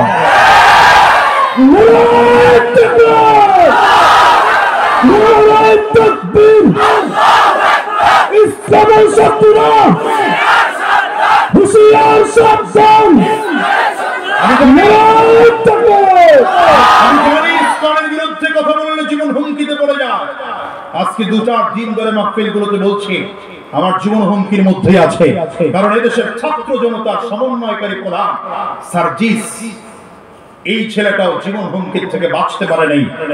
এরপরে হাসানাত আব্দুল্লাহ, সেও জীবন হুমকির থেকে বাঁচতে পারে নাই। আমিও জীবন হুমকির থেকে বাঁচতে পারবো না। মনে রাখো, জীবনে উলামায়ে কেরাম আল্লাহর বান্দারা কোনদিন এক আল্লাহ ছাড়া গোটা পৃথিবীর কোন শক্তি আর পরাশক্তিকে ভয় পায় নাই, পাচ্ছে না, পাবেও না ইনশাআল্লাহ। ঠিক কিনা বলেন? এদেশে ধর্মে ধর্মে কোনদিন হাঙ্গা দাঙ্গামা ছিল না, কোনদিন ছিল না। এদেশে 92% মুসলমান। আমরা কোনদিন হিন্দুর বাড়িতে গিয়ে আগুন লাগাইনি, বরঞ্চ 5 আগস্টের পরে সব থেকে নিরাপত্তার দায়িত্ব পালন করেছে এদেশের উলামায়ে কেরাম। ঠিক বললে জোরে আওয়াজ দিয়ে চিল্লায় ঠিক বলবেন। ছাত্র জনতার সাথে দাড়িওয়ালা, টুপিওয়ালা, জুব্বাওয়ালারা, উলামায়ে কেরামরা নিজেরা দাঁড়িয়ে মন্দির পাহারা দিয়েছে। এই জন্য দিয়েছে যে কোন চক্রান্তকারী যেন মন্দিরে আগুন না ধরিয়ে ভাঙচুর করে যেন কোনোভাবে উলামায়ে কেরামদের প্রতি দায় চাপিয়ে না দেয়। আমরা নিরাপত্তা দিয়েছি। আমি আমার এলাকার কথা বলছি। আমার এলাকার হিন্দু আছে যে অল্প সংখ্যায় কম, প্রত্যেকের বাড়ি বাড়ি দিয়েছি আমি। আমার দেশের হিন্দু ভাইরা এই উগ্রদেরকে সমর্থন করে না। যদি আমরা দাঙ্গায় ধর্মে ধর্মে দাঙ্গা লাগাইতাম, তাহলে তো সে হিন্দু ভাইরা বসবাস করতে পারতো না। দেখাও একজন মুসলমান নির্যাতন করেছে হিন্দু ভাইদের প্রতি, বৌদ্ধদের প্রতি, খ্রিস্টানদের প্রতি, তাহলে এমন করে করে এত বড় বড় কথা বলার সাহস কোথা থেকে পায় না? মনে করেছো ভারত তোমাদের কাছে? মনে রেখো 50 লক্ষ ভারত আসবে, আর বাংলাদেশের মুসলমান 5 জন থাকবে ঈমানের পাওয়ার নিয়ে। গত 5-7 দিন আগে মনে হয় কুড়িগ্রাম গিয়েছিলাম, সেখানের এক ইতিহাস ওই এলাকার মানুষ শোনালেন। কত 2022 না কততে না 16তে 200 বিজিবি ঢুকেছে বাংলাদেশে, বর্ডার ক্রস করে। মাত্র 20 জন সেখানে ছিল বাংলাদেশে। তারা ঢুকেছে 200, আর বাংলাদেশের বিজিবি কত? একদিন এক রাত যুদ্ধ চলেছে, ওদের 7টা মরেছে, না কত?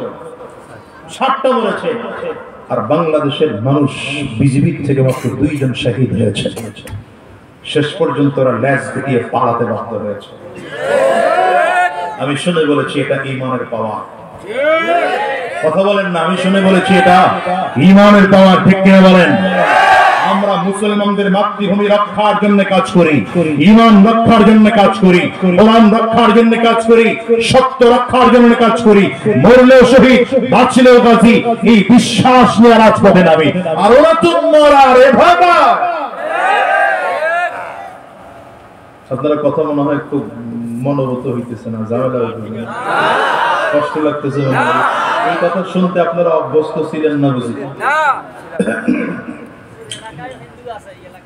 থাকুক না, এই যে আপনার এলাকায় যদি হিন্দু ভাইরা থাকে, এদেরকেও তো আপনারাই পাহারা দিচ্ছেন না, হামলা করেছেন? বলেন মুসলমানদের পক্ষ থেকে হামলা করা হয়েছে? এখন এদেশের কোন উগ্রবাদী কেউ যদি বলে যে মুসলমানরা এদেশে দাঙ্গা করে, হাঙ্গামা করে, তার মানে বুঝতে হবে এরা ধর্মের সম্প্রীতি নষ্ট করতে চায়।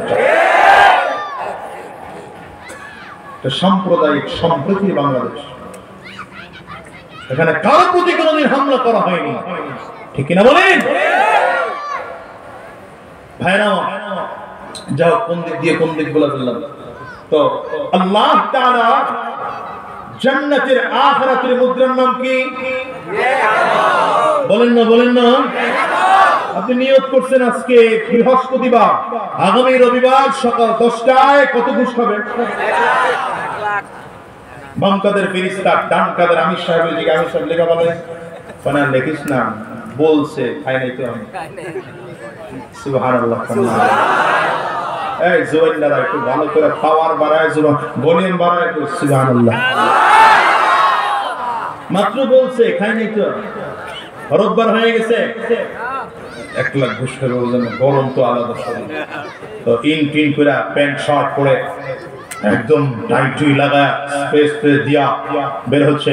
বামকাদের ফেরেশতা কয় লেগে বলে অপেক্ষা কর, লেগিস না। অফিসে গিয়েছে, এবারে স্বাক্ষর কমপ্লিট, অ্যাকাউন্ট ট্রান্সফার কমপ্লিট। এখন তো এটা হয় না, উপরি ইনকাম নাম দিয়েছে কেন? আমি এটা আবিষ্কার করছি। আগের টেবিলের নিচে দিয়ে লেনদেন হতো, এখন এটা হয় না, এখন ইথারে ইথারে চলে।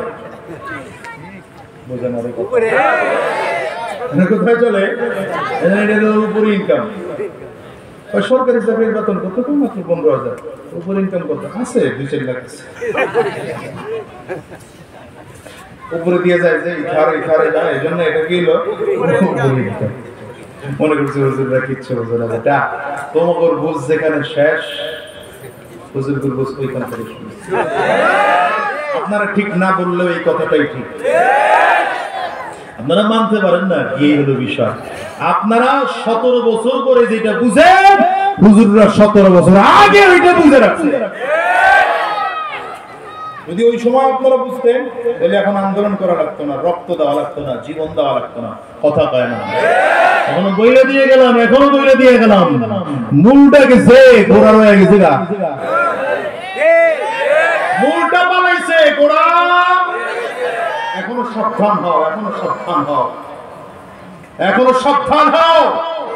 যদি এই দেশে ইসলাম কায়েমের জন্য আজ চেষ্টার ফিকির আর মেহনত করা হয়, আল্লাহ ফিরে মানুষদেরকে যদি আজও ক্ষমতায় বসানো না হয়, দাড়িওয়ালা টুপিওয়ালা সব যোগ্য মানুষ উলামায়ে কেরামদেরকে যদি আজও ক্ষমতায় বসানো না হয়, আবার বৈষম্য বিরোধী আন্দোলন করতে হবে, সেদিন আবার রক্ত দিতে হবে, এ দেশ স্বাধীন হবে না।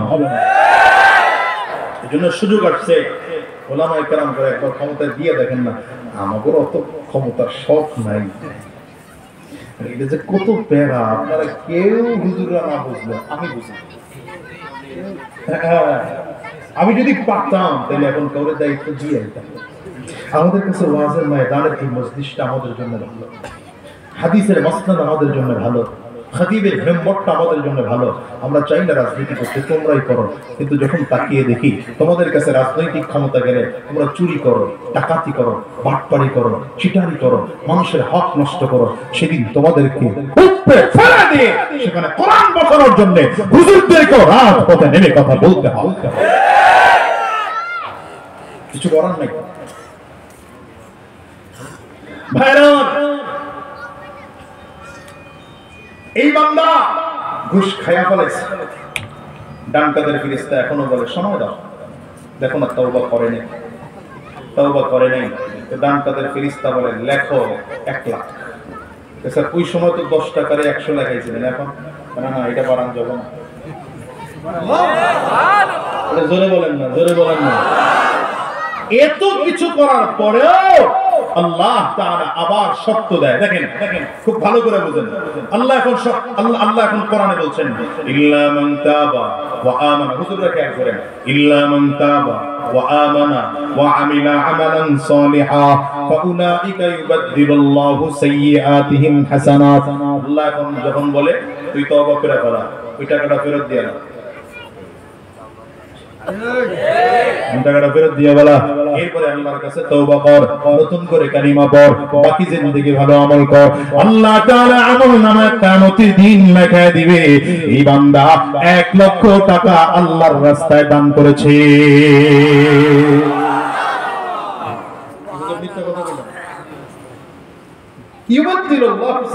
আরে মিয়া, আপনার ছেলে স্কুলে পড়ে, ইউনিভার্সিটিতে পড়ে, কেন আছে না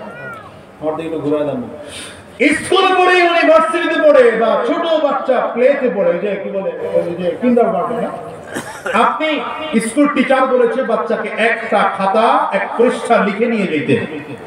এই পৃষ্ঠা লিখে নিয়ে ক্লাসের টিচারের কাছে দিল। টিচার লেখাটা দেখে দেখলো 4-5টা ভুল আছে, লাল কালি দিয়ে দাগ দিয়ে নিচে শুদ্ধ করে লিখে দিল। এই ছেলেটা রাস্তা দিয়ে যখন আসতেছে, একদম মূর্খ যারা লেখাপড়া পারে না, তারাও পৃষ্ঠা দেখলে বুঝবে যেখানে 5টা ভুল আছে। বুঝবে কিনা আল্লাহ তাআলা পায়। এটা দেখছো, বাচ্চাটা লজ্জা পেয়েছে, যদিও সে পড়ালেখা পারে না, অন্য কেউ একজন মূর্খ কোনো মানুষ যদি এই বাচ্চাটার খাতা চেক করে, দেখবে আরে গতকালকে সে 3টা ভুল করছে, আজকে 4টা, পরের দিন 5টা, পরের দিন 2টা, এই বাচ্চা তো অনেক ভুল করছে। আল্লাহ বলেন কিয়ামতের ময়দানে যখন আমলনামা দেওয়া হবে আর বলা হবে ইকরা কিতাবাক কাফা বিনাফসিকাল ইয়াওমা আলাইকা হাসিবা, কমাদান ইকরা কিতাবাক কাফা বিনাফসিকাল ইয়াওমা আলাইকা হাসিবা, পড়ো তোমার আমলনামা তুমি নিজেই পড়ো। বান্দা যখন দাঁড়িয়ে দাঁড়িয়ে নিজের আমলনামা নিজে পড়বে, কত মানুষ চারিদিক থেকে তাকিয়ে তাকিয়ে দেখবে, আমার বান্দার যদি গুনাহগুলো সেদিন মুছে দেওয়া না হয়, এই বান্দার পড়া অবস্থায় বান্দা লজ্জা পেয়ে যাবে। আমি আল্লাহ তাআলা এই জন্য বান্দার আমলনামাগুলো এমন ভাবে মুছে দেব, কিয়ামতের ময়দানে কেউ দেখলে বুঝবেও না বান্দার আমলনামায় গুনাহ ছিল। রহমান চিনেন নাই, রাহিম চিনেন নাই, কত বড় দয়াবান, কত বড় মায়াবান। আরে যুবক, ওই রবকে চিনো না, রবের গোলামি করতে পারো না, রবকে রব বলে ডাকতে পারো না। রব বলেন গোলাম রে, আমি তোরে নিজের হাতে বানাইলাম, আমি তোরে মায়ের গর্ভে তোরে লালন পালন করলাম, 10 মাস 10 দিন লালন পালন করে করে করে করে আমি আল্লাহ তাআলা দুনিয়ার মধ্যে তোরে আনলাম। আমি আল্লাহ এমন ভাবে সৃষ্টি করলাম, দেখরে গোলাম, আমি আল্লাহ তাআলা দুনিয়া তোরে এত অসহায় বানিয়ে দিলাম। তোর মা যখন তোরে পাশে নিয়ে ঘুমায়, মা যখন সন্তানের পাশে নিয়ে ঘুমাইতেছে, সন্তান বড় দুর্বল, 1 দিন বা 2 দিন আগে সন্তান দুনিয়ায় চলে এসেছে, মায়ের শরীরটা বড় দুর্বল, এই সন্তান মায়ের পাশে ঘুমায়, হঠাৎ করে মায়ের হাতটা বাচ্চার নাকের মধ্যে পড়ে গেল। মাকে যখন সন্তান বলবে মা হাতটা সরাও, আমার শ্বাস নিতে বড় কষ্ট হয়, এই কথা বলার মতো শক্তিও বাচ্চাটার নাই। নিজের মায়ের হাতটা টেনে সরিয়ে দিবে, এই কথার স্বভাব এতটুকু সাধ্য বাচ্চার নাই, নিজে সরে যাবে এতটুকু সাধ্য বান্দার নাই। আল্লাহ বলেন গোলাম রে, জানো ওই গভীর রাতে তোর মা ঘুমাইতেছে, আর ঘুমে আচ্ছন্ন হইয়া, তোর বাবা ঘুমাইতেছে, তোর দাদা ঘুমায়, তোর মা ঘুমায়, তোর নানি ঘুমায়, তোর দাদি ঘুমায়, গোটা পৃথিবীর মানুষ ঘুমাইতে পারে। লা তাখুযুহু সিনাতুন ওয়ালা নাওম, আমি আল্লাহ ঘুমাই না রে, আমি আল্লাহ জীবনেও দেই না। আমি আল্লাহ যখন তাকিয়ে তাকিয়ে দেখি তোর মায়ের হাতটা তোর নাকের মধ্যে পড়ে গিয়েছে, আমি আল্লাহ তাআলা আমার কুদরতি হাত দিয়া তোর মায়ের হাতটা টান দিয়ে তোর নাকের উপর থেকে সরিয়ে দিই। এমন করে গোলাম রে, তোরে আমি আল্লাহ তাআলা বাঁচিয়ে রেখেছি, বানিয়ে রেখেছি রে গোলাম। এ গোলাম রে, যখন তোরে আমি আল্লাহ তাআলা বানাইলাম, তোর মুখে দাঁত দেই নাই, কেন দেই নাই জানো? তোর মায়ের স্তনের মধ্যে মুখ লাগায় লাগায় দুধ চুষে চুষে করি। যদি দাঁত দেওয়া হয় মায়ে কষ্ট পাবে, তোর বড় সমস্যা হবে, কারণ তোর পাকস্থলী বড় নরম। দাঁত থাকলেই তো শক্ত জিনিস খাওয়ার জন্য চেষ্টা করবি। আমি আল্লাহ তোর পাকস্থলী নরম করে বানাইলাম, এই জন্য মাড়ির মধ্যে দাঁত দিলাম না। আস্তে আস্তে করে পাকস্থলী মজবুত হয়। 1 বছর হয়ে গেল, একটা দুইটা করে দাঁত দিয়েছেন আমার আল্লাহ, পাকস্থলী একটু মজবুত হয়েছে। এখন ছোট ছোট বিস্কুট, নরম নরম বিস্কুট দিলে চাবায় চাবায় খাইতে পারে। বাচ্চা খিচুড়ি রান্না করে দিলে একটু একটু করে খাইতে পারে। পাকস্থলী আগের তুলনায় একটু ভালো, ধীরে ধীরে পাকস্থলী আরো ভালো হয়েছে। রব্বে কারীম বলেন, বয়স তোর যখন 6, 6.5, 7 বছর হয়ে গেল, এখন আমি আল্লাহ তোর দাঁত একটু একটু একটু করে দাঁত দিলাম। তবে দাঁতগুলো বেশি শক্ত নয়, আমি আল্লাহ নরম দাঁতগুলো দিলাম। এইগুলো দিয়ে তুই নরম নরম গোশতগুলো চাবায়া চাবায়া খাইতে পারো। আস্তে আস্তে করে তোর যখন বয়স বেড়ে গেল, আমি আল্লাহ পুরনো দাঁতগুলো সব ফালাইয়া দিয়া নতুন করে দাঁত সব দিয়ে দিলাম। এই দাঁতগুলো মজবুত, গরুর হাড্ডিও চাবায়া খাইতে পারো, মহিষের হাড্ডিও চাবাইয়া চাবাইয়া খাইতে পারো। এ গোলাম রে, আমি আল্লাহ তাআলা নদীর মাছ তোর জন্য দিলাম, সাগরের মাছ তোর জন্য বানাইলাম, পুকুরের মাছ তোর জন্য বানাইলাম, আসমান তোর জন্য বানাইলাম, জমিন তোর জন্য বানাইলাম, এই সূর্য তোর জন্য বানাইলাম, পাহাড় তোর জন্য বানাইলাম, চাঁদ কিরণ ছড়া আমি আল্লাহ তোর জন্য বানাইলাম, গোটা পৃথিবী সব আমি আল্লাহ তাআলা তোমার জন্য বানাইলাম। এ গোলাম রে, কেন বানাইছি জানো? তুই গরুর দুধ খাও, বাচ্চাটা ওখানে না খেয়ে দাঁড়িয়ে আসছে। এই গরুর বাচ্চা যদি আমার কাছে আবদার জানায়, আমি আল্লাহর কাছে কবুল নয়। বললাম রে, এত সুন্দর করে তোরে বানাইলাম একটাই মাত্র কারণ, তোর বয়স যখন বড় হয়ে যাবে, 10 বছর বয়স তোর কাছ থেকে আমি নামাজ চাই না, ইবাদত চাই না, 8 বছর বয়স তোর কাছ থেকে ইবাদত চাই না, কিন্তু যেদিন বালেগ হয়ে যাবি, তোর নাকার কপালটারে জমিনের মধ্যে ঠেকাইয়া গোটা পৃথিবী সব ছেড়ে দিয়ে বলবি, সুবহানা রাব্বিয়াল আ'লা। আমার সবচেয়ে বড় রবের পবিত্রতা বর্ণনা করি। আল্লাহ তাআলা গোলাম, যদি এতটুকু কাজ করতে পারো, আমি আল্লাহর জিন্দেগির সব কিছুর ফয়সালা হয়ে যায়। কিন্তু তোমার আমার কপাল এত খারাপ, রবের কদমে সাজদাও দিতে চাই না, রবের গোলামি করতে চাই না, অথচ রবের দেওয়া সব পেয়েছি, সব ভোগ করতেছি। রবের দেওয়া চাঁদের আলো ভোগ করতেছি, রবের দেওয়া সূর্যের আলো ভোগ করতেছি, রবের দেওয়া নদীর মাছ আমরা খাইতেছি, সাগরের মাছ আমরা খাইতেছি, পুকুরের মাছ আমরা খাইতেছি। রব বলেন, গোলাম রে, ইলাহু খায়রুম মিন্নি ইলা মান তালতাফিতু। এরে গোলাম, আমার চেয়ে তুই ভালো দুনিয়া কাকে পাইলি? আমার চেয়ে ভালো কারে পাইছো? আমার চেয়ে কার দিকে নজর দিয়ে তাকিয়েছো? আমি রবের চেয়ে তোরে বেশি মায়া করে দুনিয়া এমন কেউ আছে না? যুবক রে, আল্লাহ বলেন, গোলাম রে, আমার চেয়ে তোরে বেশি ভালোবাসে এমন কেউ নাই, আমার চেয়ে ভালো তোর দুনিয়া কেউ নাই। সব থেকে বেশি ভালোবাসি তোরে। কি জোরে আওয়াজ করে কর। আমাদেরকে সব থেকে বেশি ভালোবাসেন কে? আঙ্গুলটা উঁচা করে চিল্লায় বলো, আরো জোরে বলো না, চিল্লায় আওয়াজ করে বলো না। আরে যুবক, কথা কেন বলি জানো? এই যে আজকের ওয়াজ মাহফিলের মূল উদ্দেশ্য হলো বান্দাকে মালিকের সাথে জোড়ায় দেওয়া, বান্দাকে মালিকের সাথে জোড়ায় দেওয়া। জামাতে তাবলীগের মেহনত, এত মেহনত, এত মেহনত করো, মূল উদ্দেশ্য হলো বান্দাকে মালিকের সাথে জোড়ায় দেওয়া। হাক্কানি পীর মাশায়েখদের এত মেহনত করো, মূল উদ্দেশ্য হলো বান্দাকে মালিকের সাথে জোড়াইয়া দেওয়া। জুমার দিনে খতিবদের এত বয়ান কেন? মূল উদ্দেশ্য হলো বান্দাকে মালিকের সাথে জোড়াইয়া দেওয়া। এই গোলাম রে, ওয়াজ মাহফিলের তো মেহনত কেন? এত কষ্ট করে করে করে করে ওলামায়ে কেরাম কেন এসে বয়ান করে? খোদার কসম করে বুকে হাত লাগায় বলে, শুধুমাত্র টাকার জন্য নয়, একটাই মাত্র উদ্দেশ্য, বান্দাগুলোকে রবের সাথে মিশিয়ে দেওয়া। কারণ আমাদের বড়রাও একই কাজ করেছে। নবীও তো গোটা জিন্দেগি বান্দাকে মালিকের সাথে মিলিয়ে দেওয়ার মেহনত করেছে। নবী জমিন থেকে বিদায় সাহাবায়ে কেরাম উম্মতকে মালিকের সাথে মিলিয়ে দেওয়ার মেহনত করেছেন। সাহাবায়ে কেরাম বিদায় তাবিঈন গোটা পৃথিবীর মানুষকে আল্লাহর সাথে জুড়ে দেওয়ার মেহনত করেছে। এইজন্যই তো বলি যুবক, বাইজিদ বুস্তামি রাহমাতুল্লাহি আলাইহির জামানায় তার এলাকার মধ্যে একজন মহিলা এসেছে, চরিত্রহীনা মহিলা। এই মহিলার টাকার বিনিময়ে যুবকদের সাথে সারা রাত ধরে কাটায়। আল্লাহর ওলি বাইজিদ বুস্তামি রাহমাতুল্লাহি আলাইহির কাছে খবর চলে আসছে, আল্লাহর ওলি বাইজিদ রে, আপনি গোটা এলাকার মধ্যে দ্বীনের এত মেহনত করেন, কোরআনের এত মেহনত করেন, আপনার এলাকায় একজন মহিলা আসছে, টাকার বিনিময়ে নিজের চরিত্র নষ্ট করে ফেলে, হাজার হাজার যুবক তার কারণে চরিত্র নষ্ট হয়ে যাচ্ছে। আল্লাহর ওলি বাইজিদ খবর পাইয়া খবর নিল এই মহিলা কত টাকার বিনিময়ে রাত কাটায়। খবর নিয়ে দেখলো 40 দিরহামের বিনিময়ে রাত কাটায়, 40 দিরহামের বিনিময়ে রাত কাটায়। আল্লাহর ওলি বাইজিদ বড় কষ্ট করে 40 দিরহাম রেডি করে পোটলা বানাইয়া খুব সকালবেলা ভোরবেলা মহিলার বাড়ির দরজার সামনে গিয়ে বসে আছে। বাড়ির সামনে গিয়ে বসে আছে।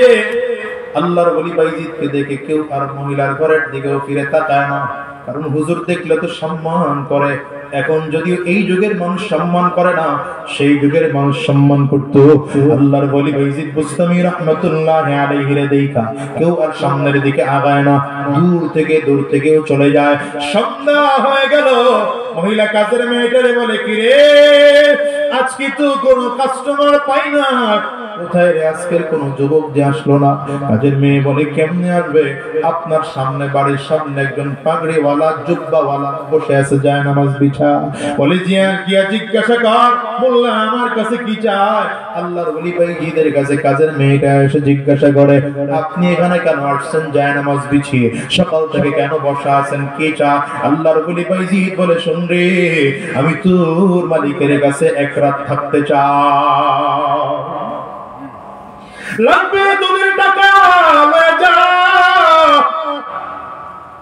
40 দিরহামের পোটলাটা কাজের মেয়ের হাতে দিয়ে বলে, ধর, এটা তোর মালিকের কাছে নিয়ে দিবি আর বলবি আমি একটা রাত তোর মালিকের সাথে থাকতে চাই। কাজের মেয়েটা আশ্চর্য হয়ে গেছে, হুজুর মানুষ কি বলে এটা? কাজের মেয়ে গিয়া মহিলাকে বলতেছে, মালিক রে, এই হুজুর তো বড় আশ্চর্যের হুজুর, মোল্লা বড় আশ্চর্যের মোল্লা, সে নাকি আপনার সাথে একটা রাত থাকতে চায়।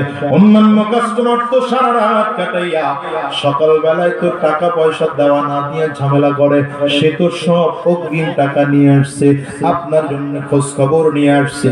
মহিলা চিন্তা করে দেখে, কি বাবা, হুজুর কেন আমার সাথে রাত কাটাবে?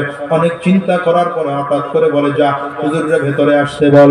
আল্লাহর ওলি বাইজিদকে গিয়ে বলা হলো, জান ভেতরে যাওয়ার জন্য বলেছে। আল্লাহর ওলি কদম বাড়াইয়া বাড়াইয়া রুমের মধ্যে ঢুকবে, বাড়ির মধ্যে ঢুকে মহিলার খাস কামরায় ঢুকবে, পর্দার আড়ালে দাঁড়ায় সালাম দিয়েছেন, আসসালামু আলাইকুম ওয়া রাহমাতুল্লাহ। এই কলিজার টুকরো যুবক, এবার দিলের কান লাগায় কথা শুনবা, খুব দিলের কান লাগায় কথা শুনবা। যারা চরিত্র নষ্ট করতেছো, যারা নিজেকে মেসেঞ্জার, ফেসবুক, হোয়াটসঅ্যাপ, ভাইবারে জীবনটারে ধ্বংস করতেছো, তোর পায়ে হাত থেকে বলে যাই যুবক, জীবনটারে ধ্বংস করিস না। জীবনের বড় দাম রে যুবক। যেই মেয়েটার প্রেমে পড়ে তুই তোর মেসেঞ্জারে আর ওই হোয়াটসঅ্যাপের মধ্যে তুই তোর জীবনটারে ধ্বংস করতেছিস, ওই মেয়ে তোর জীবনটারে ধ্বংস করে ছাড়বে। সাবধান করে বলে যায়, ইবলিস তোরে মেয়ে সুরত দুইরা ধোঁকা দিতেছে, ওর দিকে ফিরে তাকাবি না, সময়টারে নষ্ট করিস না। আল্লাহ তোর জন্য জান্নাতে কত ভালো ভালো রাখছে, তুই চিন্তা করতে পারবি না রে যুবক। আল্লাহর ওলি বাইজিদ ওই গলির মধ্যে দাঁড়ায় দরজার মধ্যে ঢুকবে, তো দরজার মুখে দাঁড়িয়ে সালাম দিচ্ছেন, আসসালামু আলাইকুম ওয়া রাহমাতুল্লাহ। মহিলা ভেতর থেকে জবাব দেয়, ওয়া আলাইকুমুস সালাম ওয়া রাহমাতুল্লাহি ওয়া বারাকাতুহু। সালামের মুস্তাহাব তরিকা সহ সালামের জবাব দিয়েছে। উত্তর শুনেই বাইজিদ বুস্তামি বুঝতে পারে, অবশ্যই এটা মুসলমানের ঘরের সন্তান, নয়তো সালামের জবাব এত সুন্দর হওয়ার কথা না। এর ভিতরে ঈমান আছে, যদি জানানো যায় ঘষা বাঁধা দিলে আগুন জ্বলবে। গেটের সামনে দাঁড়ায় বলে, বোন রে, আমি তোমাকে 40 দিরহাম দিয়েছি, অবশ্যই তোমার ঘরে ঢুকবো, কিন্তু এখনই তোমার ঘরে ঢুকবো না। আগে এক কাজ করো, তোমার চেহারাটা ভালো করে ঢাকো, রুমের একটা কিনারায় চলে যাও। মহিলা কথা শুনে রুমের একটা কিনারায় চলে গেলেন। রুমের একটা কিনারায় গিয়ে নিজের পর্দা দিয়ে চেহারা ঢাকলেন। আল্লাহর ওলি বাইজিদ বুস্তামি রাহমাতুল্লাহি আলাইহি রুমের মধ্যে ঢুকা দরজাটা আটকে দিলেন। আটকে দিয়ে বললেন, বোন, যেই মানুষটা সারা রাত পাওয়ার জন্য তোমাকে 40 দিরহাম দেয়, সে যা বলে তুমি তো তাই শোনো? বলে, হ্যাঁ তা শুনি। আমি যদি বলি তাইলে ফজর পর্যন্ত যা যা বলবো শুনবানি? মহিলা বাধ্য হয়ে বলেন, অবশ্যই শুনবো, কেন শুনবো না? আল্লাহর ওলি বাইজিদ কয়, তাইলে যাও। ব্যাগের থেকে একটা পবিত্র কাপড় বের করে দিয়েছেন, তোমার এই কাপড়টা শরীরে চলবে না, যাও আমার পদ্ধতি অনুযায়ী সুন্দর করে গোসল করে পবিত্র হইয়া এই কাপড় পরিধান করে আমার কাছে আসো। মহিলা সুন্দর করে গোসল করে পবিত্র হইয়া পবিত্র কাপড় পরিধান করে বাইজিদ বুস্তামি রাহমাতুল্লাহি আলাইহির সামনে চলে আসছে। আল্লাহর ওলি বাইজিদ ব্যাগের থেকে একটা জায়নামাজ বের কইরা কিবলা মুখে করে বিছায়া ডাক দিছে, বোন রে, কতদিন হয়ে গেল মালিকের সামনে দাঁড়াও না?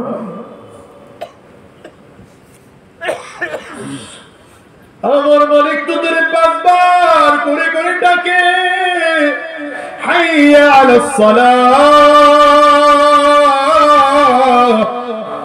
হাইয়া আলাল ফালাহ। মালিক তো তোর নাম ধরে ধরে ধরে ধরে বারবার নামাজের জন্য ডাকে। কত বছর হয়ে গেল ডাকো না, মালিকের ডাকে সাড়া দাও না। আজকে যায় নামাজটা বিছায় দিলাম, নামাজের মধ্যে দাঁড়ায় যাও। আল্লাহর বান্দী বাধ্য হয়ে গেছে, মনের অজান্তে আল্লাহু আকবার বলে হাত বেঁধে ফেলেছে। আল্লাহর ওলি বাইজিদ এখন সূরা ফাতিহা পড়ো। মহিলা সূরা ফাতিহা পড়তে আরম্ভ করেছে। সূরা মিলাইতে আরম্ভ করেছে। রুকুতে যাও, রুকুর মধ্যে চলে গেলেন, পড়ো সুবহানা রাব্বিয়াল আযীম। মহিলা সুবহানা রাব্বিয়াল আযীম পড়তে আরম্ভ করেছে।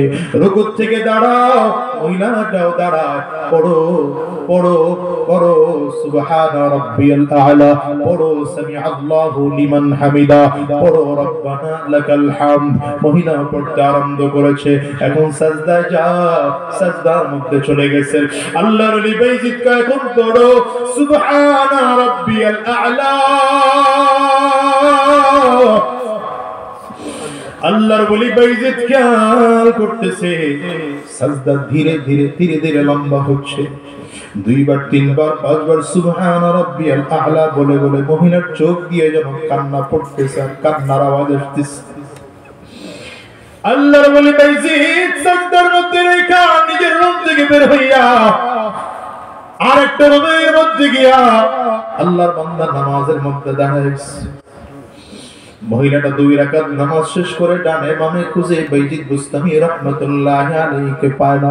কই রে, আমার জন্য বিশাল এত সম্পদ নিয়ে আসলো, 40 দিরহাম, সারাটা রাত আমার সাথে কাটাবে এই জন্য নিয়ে আসলো। কই রে, কই গেল যুবক, কই গেল? খুঁজে সারা দুনিয়া খুঁজে কোথাও পায় না। দুনিয়া এদিক বাড়ি ঘর খুঁজে কোথাও পায় না। হঠাৎ করে দেখে বাড়ির রোমের একটা কিনারায় আল্লাহর ওলি বাইজিদ বুস্তামি রাহমাতুল্লাহি আলাইহি সাজদা করে আছে। 2 রাকাত নামাজ কমপ্লিট করেছে। মহিলা পেছন দিকে দাঁড়িয়ে দাঁড়িয়ে সব দেখে। এবার নামাজ শেষ করে যায় নামাজের মধ্যে হাত তুলেছে আর আল্লাহকে ডাকতে আরম্ভ করেছে, গোদার মালিক,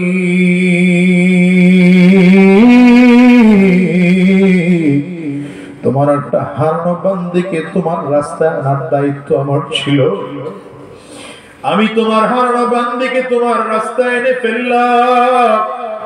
এখন তুমি তোমার কোলে তুলে নিবে কিনা তুমি জানো। আয় আল্লাহ আমি বাইজিদের দায়িত্ব আমি আদায় করেছি। মহিলা কোনো কথা না বলে ওই আলমারির ভেতর থেকে 40 দিরহামের পোটলাটা নিয়ে আসছে। আল্লাহর নবী বাইজিদের সামনে যায় নামাজের মধ্যে রেখে পেছনে দাঁড়ায় কান্না করতেছেন আর বলে, আল্লাহর বলি বাইজিদ রে, আর আমার জন্য কান্না করা লাগবে না, আমাকে আর টাকাও দেওয়া লাগবে না, আমার বুঝতে আর বাকি নাই। জীবনের এত বছর আমি আমার মালিকের হারাইছিলাম, আমার মালিকের সাথে আমার পরিচয় ছিল না রে।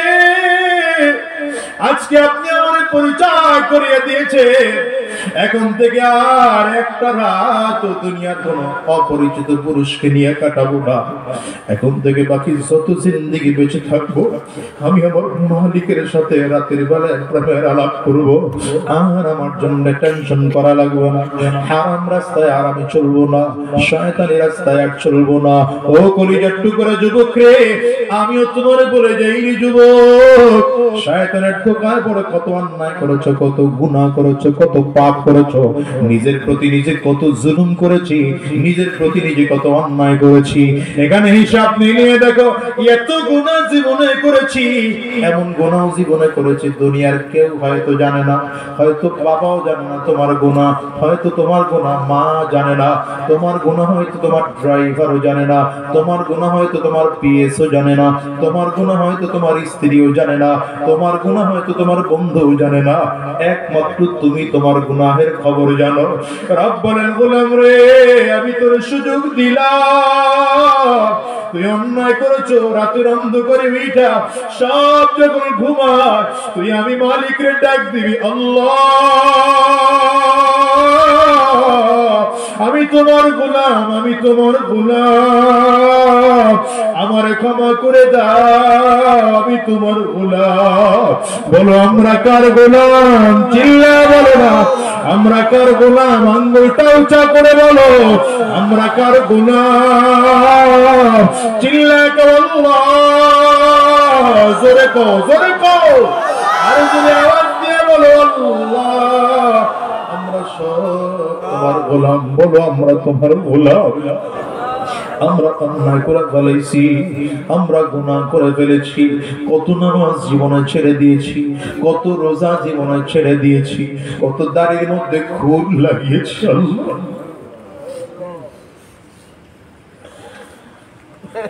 হারাম রাস্তায় কদম বাড়িয়েছি, জীবনে কত অন্যায় করেছি গো মালিক।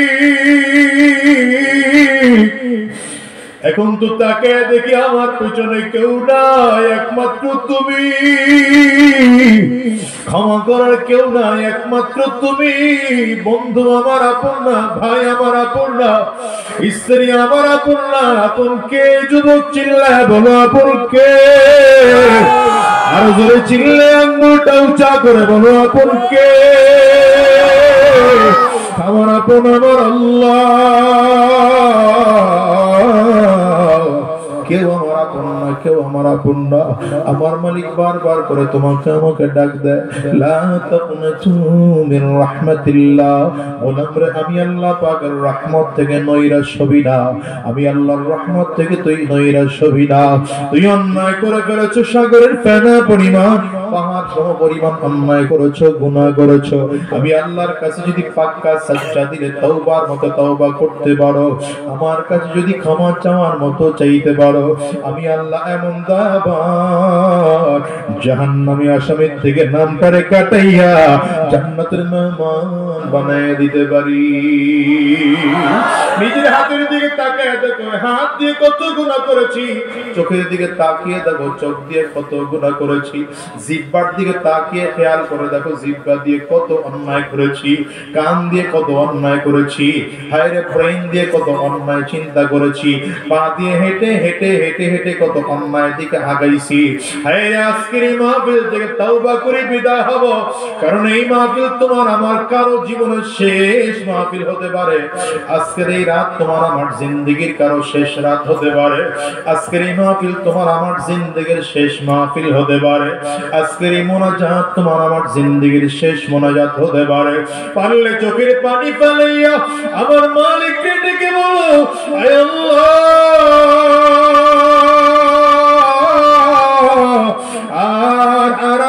রাস্তায় চলবো না, আর শয়তানি রাস্তায় কদম বাড়াবো না, আর শয়তানি রাস্তায় চলবো না, আর গুনাহের রাস্তায় চলবো না, সুদের কারবার করব না, ঘুষের কারবার করব না। তুই আর কারা কারা তওবার নিয়তে দুইটা হাত আমার মালিকরে উঁচু করে দেখা, চিৎকার করে জোরে ডাক দাও না আল্লাহ।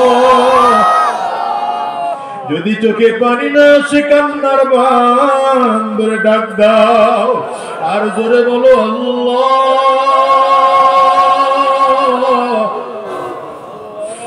ডানে আর বামে তাকাও, ডানে আর বামে তাকাও, তাকিয়ে দেখো কার চোখের কোটায় পানি। ওই মানুষটার দিকে তাকিয়ে নিজের নিজের ধিক্কার মানো, আর চোখের পানি ফেলে আমার মালিকের কাছে কান্না করো, আর ডেকে বলো আল্লাহ তুমি ছাড়া আমার রব কেউ নাই। বলো না, চিল্লাইয়া জোরে ডাক দিয়া বলো না আল্লাহ, আর জোরে জবান খুলে বলো না আল্লাহ, আর জোরে বলো আল্লাহ। কবরের আযাবের কথা স্মরণ করে কাঁদো, অনেকের ঘরে তোমা নাই, বাবা নাই, আব্বা আম্মার কথা স্মরণ করে কাঁদো, নিজের ভাইয়ের কথা স্মরণ করে কাঁদো, মরণের কথা স্মরণ করে কান্না করো, আর চিৎকার করে আমার মালিকরে জোরে ডাক দাও না আল্লাহ। ওগো দয়ার মালিক,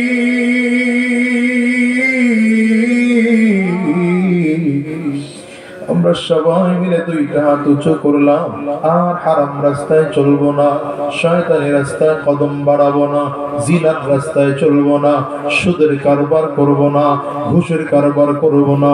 যতদিন এই দুনিয়ায় থাকবো উলামায়ে কেরামদের সঙ্গে সংস্পর্শ হয়ে চলবো, কোরআন ও সুন্নাহ অনুযায়ী জীবন সাজাবো। আল্লাহ কবুল করো, চিল্লায় বলো আমিন।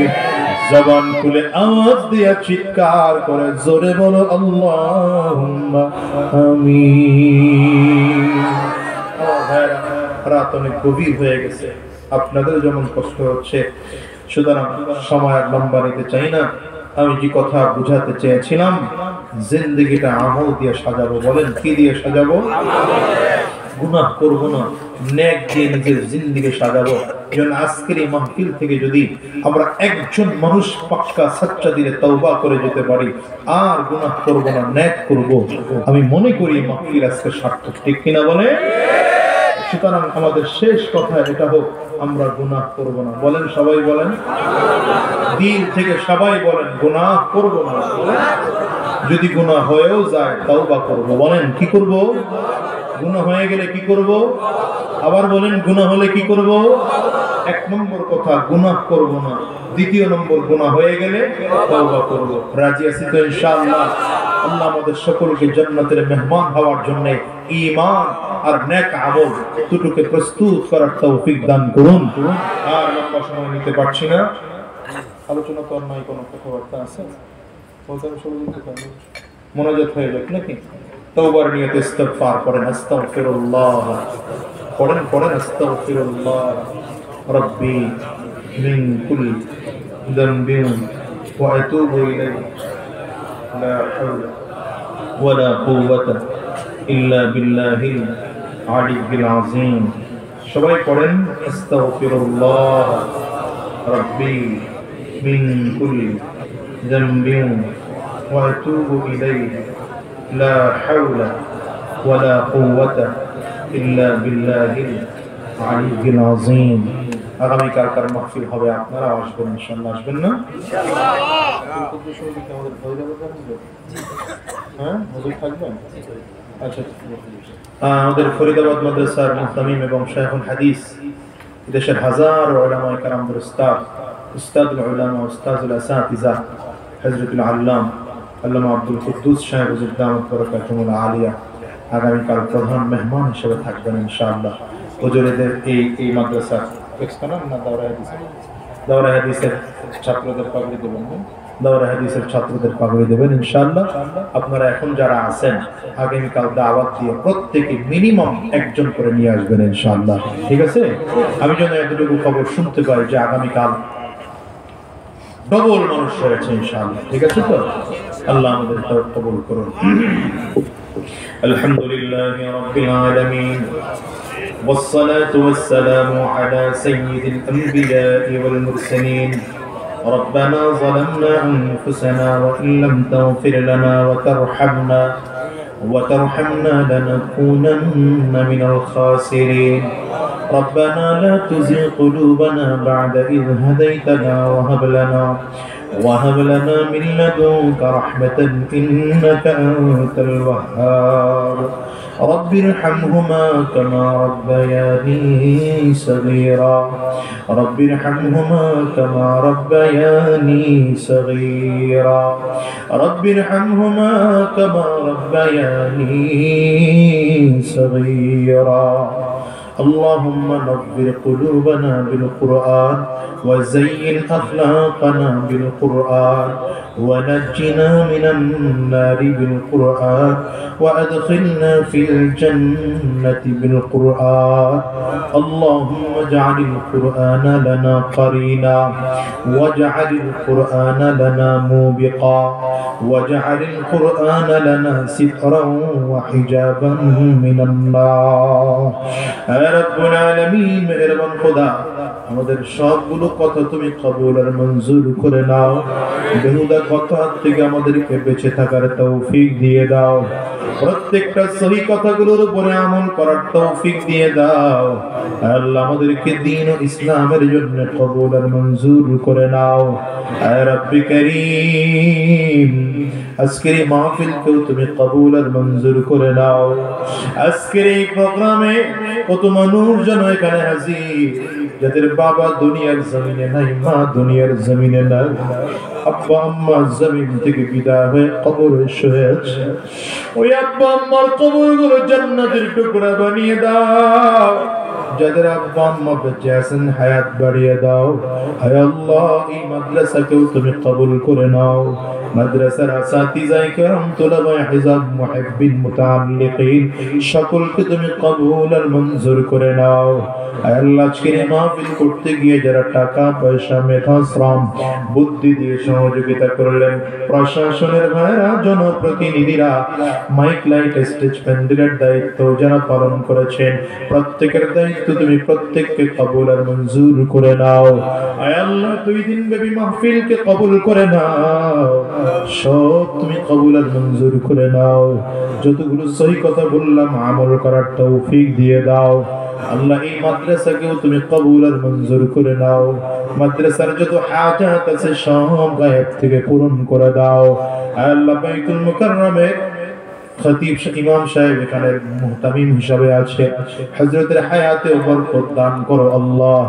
আসাতিজায়ে কেরাম আরো যারা আছে আরো ইলম ও হিকমতের সাথে খিদমত করার তৌফিক দিয়ে দাও ইখলাসের সাথে ছাত্র করার তৌফিক দিয়ে দাও ইলমের নূর এদের প্রত্যেকের সিনার মধ্যে ঢুকিয়ে দাও হে আল্লাহ এলাকার মধ্যে এলাকাটাকে মাদ্রাসার সাথে জড়িয়ে দাও প্রত্যেকজন মানুষকে এলাকাবাসীকে মাদ্রাসার সাথে জড়িয়ে দাও আল্লাহ আমাদেরকে দ্বীন ও ইসলামের জন্য কবুল করো যতদিন এই জমিনের মধ্যে বেঁচে থাকবো তোমার গোলামি করার তৌফিক দিয়ে দাও জমিন থেকে যখন বিদায় হয়ে যাব ঈমান নিয়ে যাওয়ার তৌফিক দিয়ে দিও সুবহান রাব্বিকা রাব্বিল ইজ্জাতি আম্মা ইয়াসিফুন ওয়া সালামুন আলাল মুরসালিন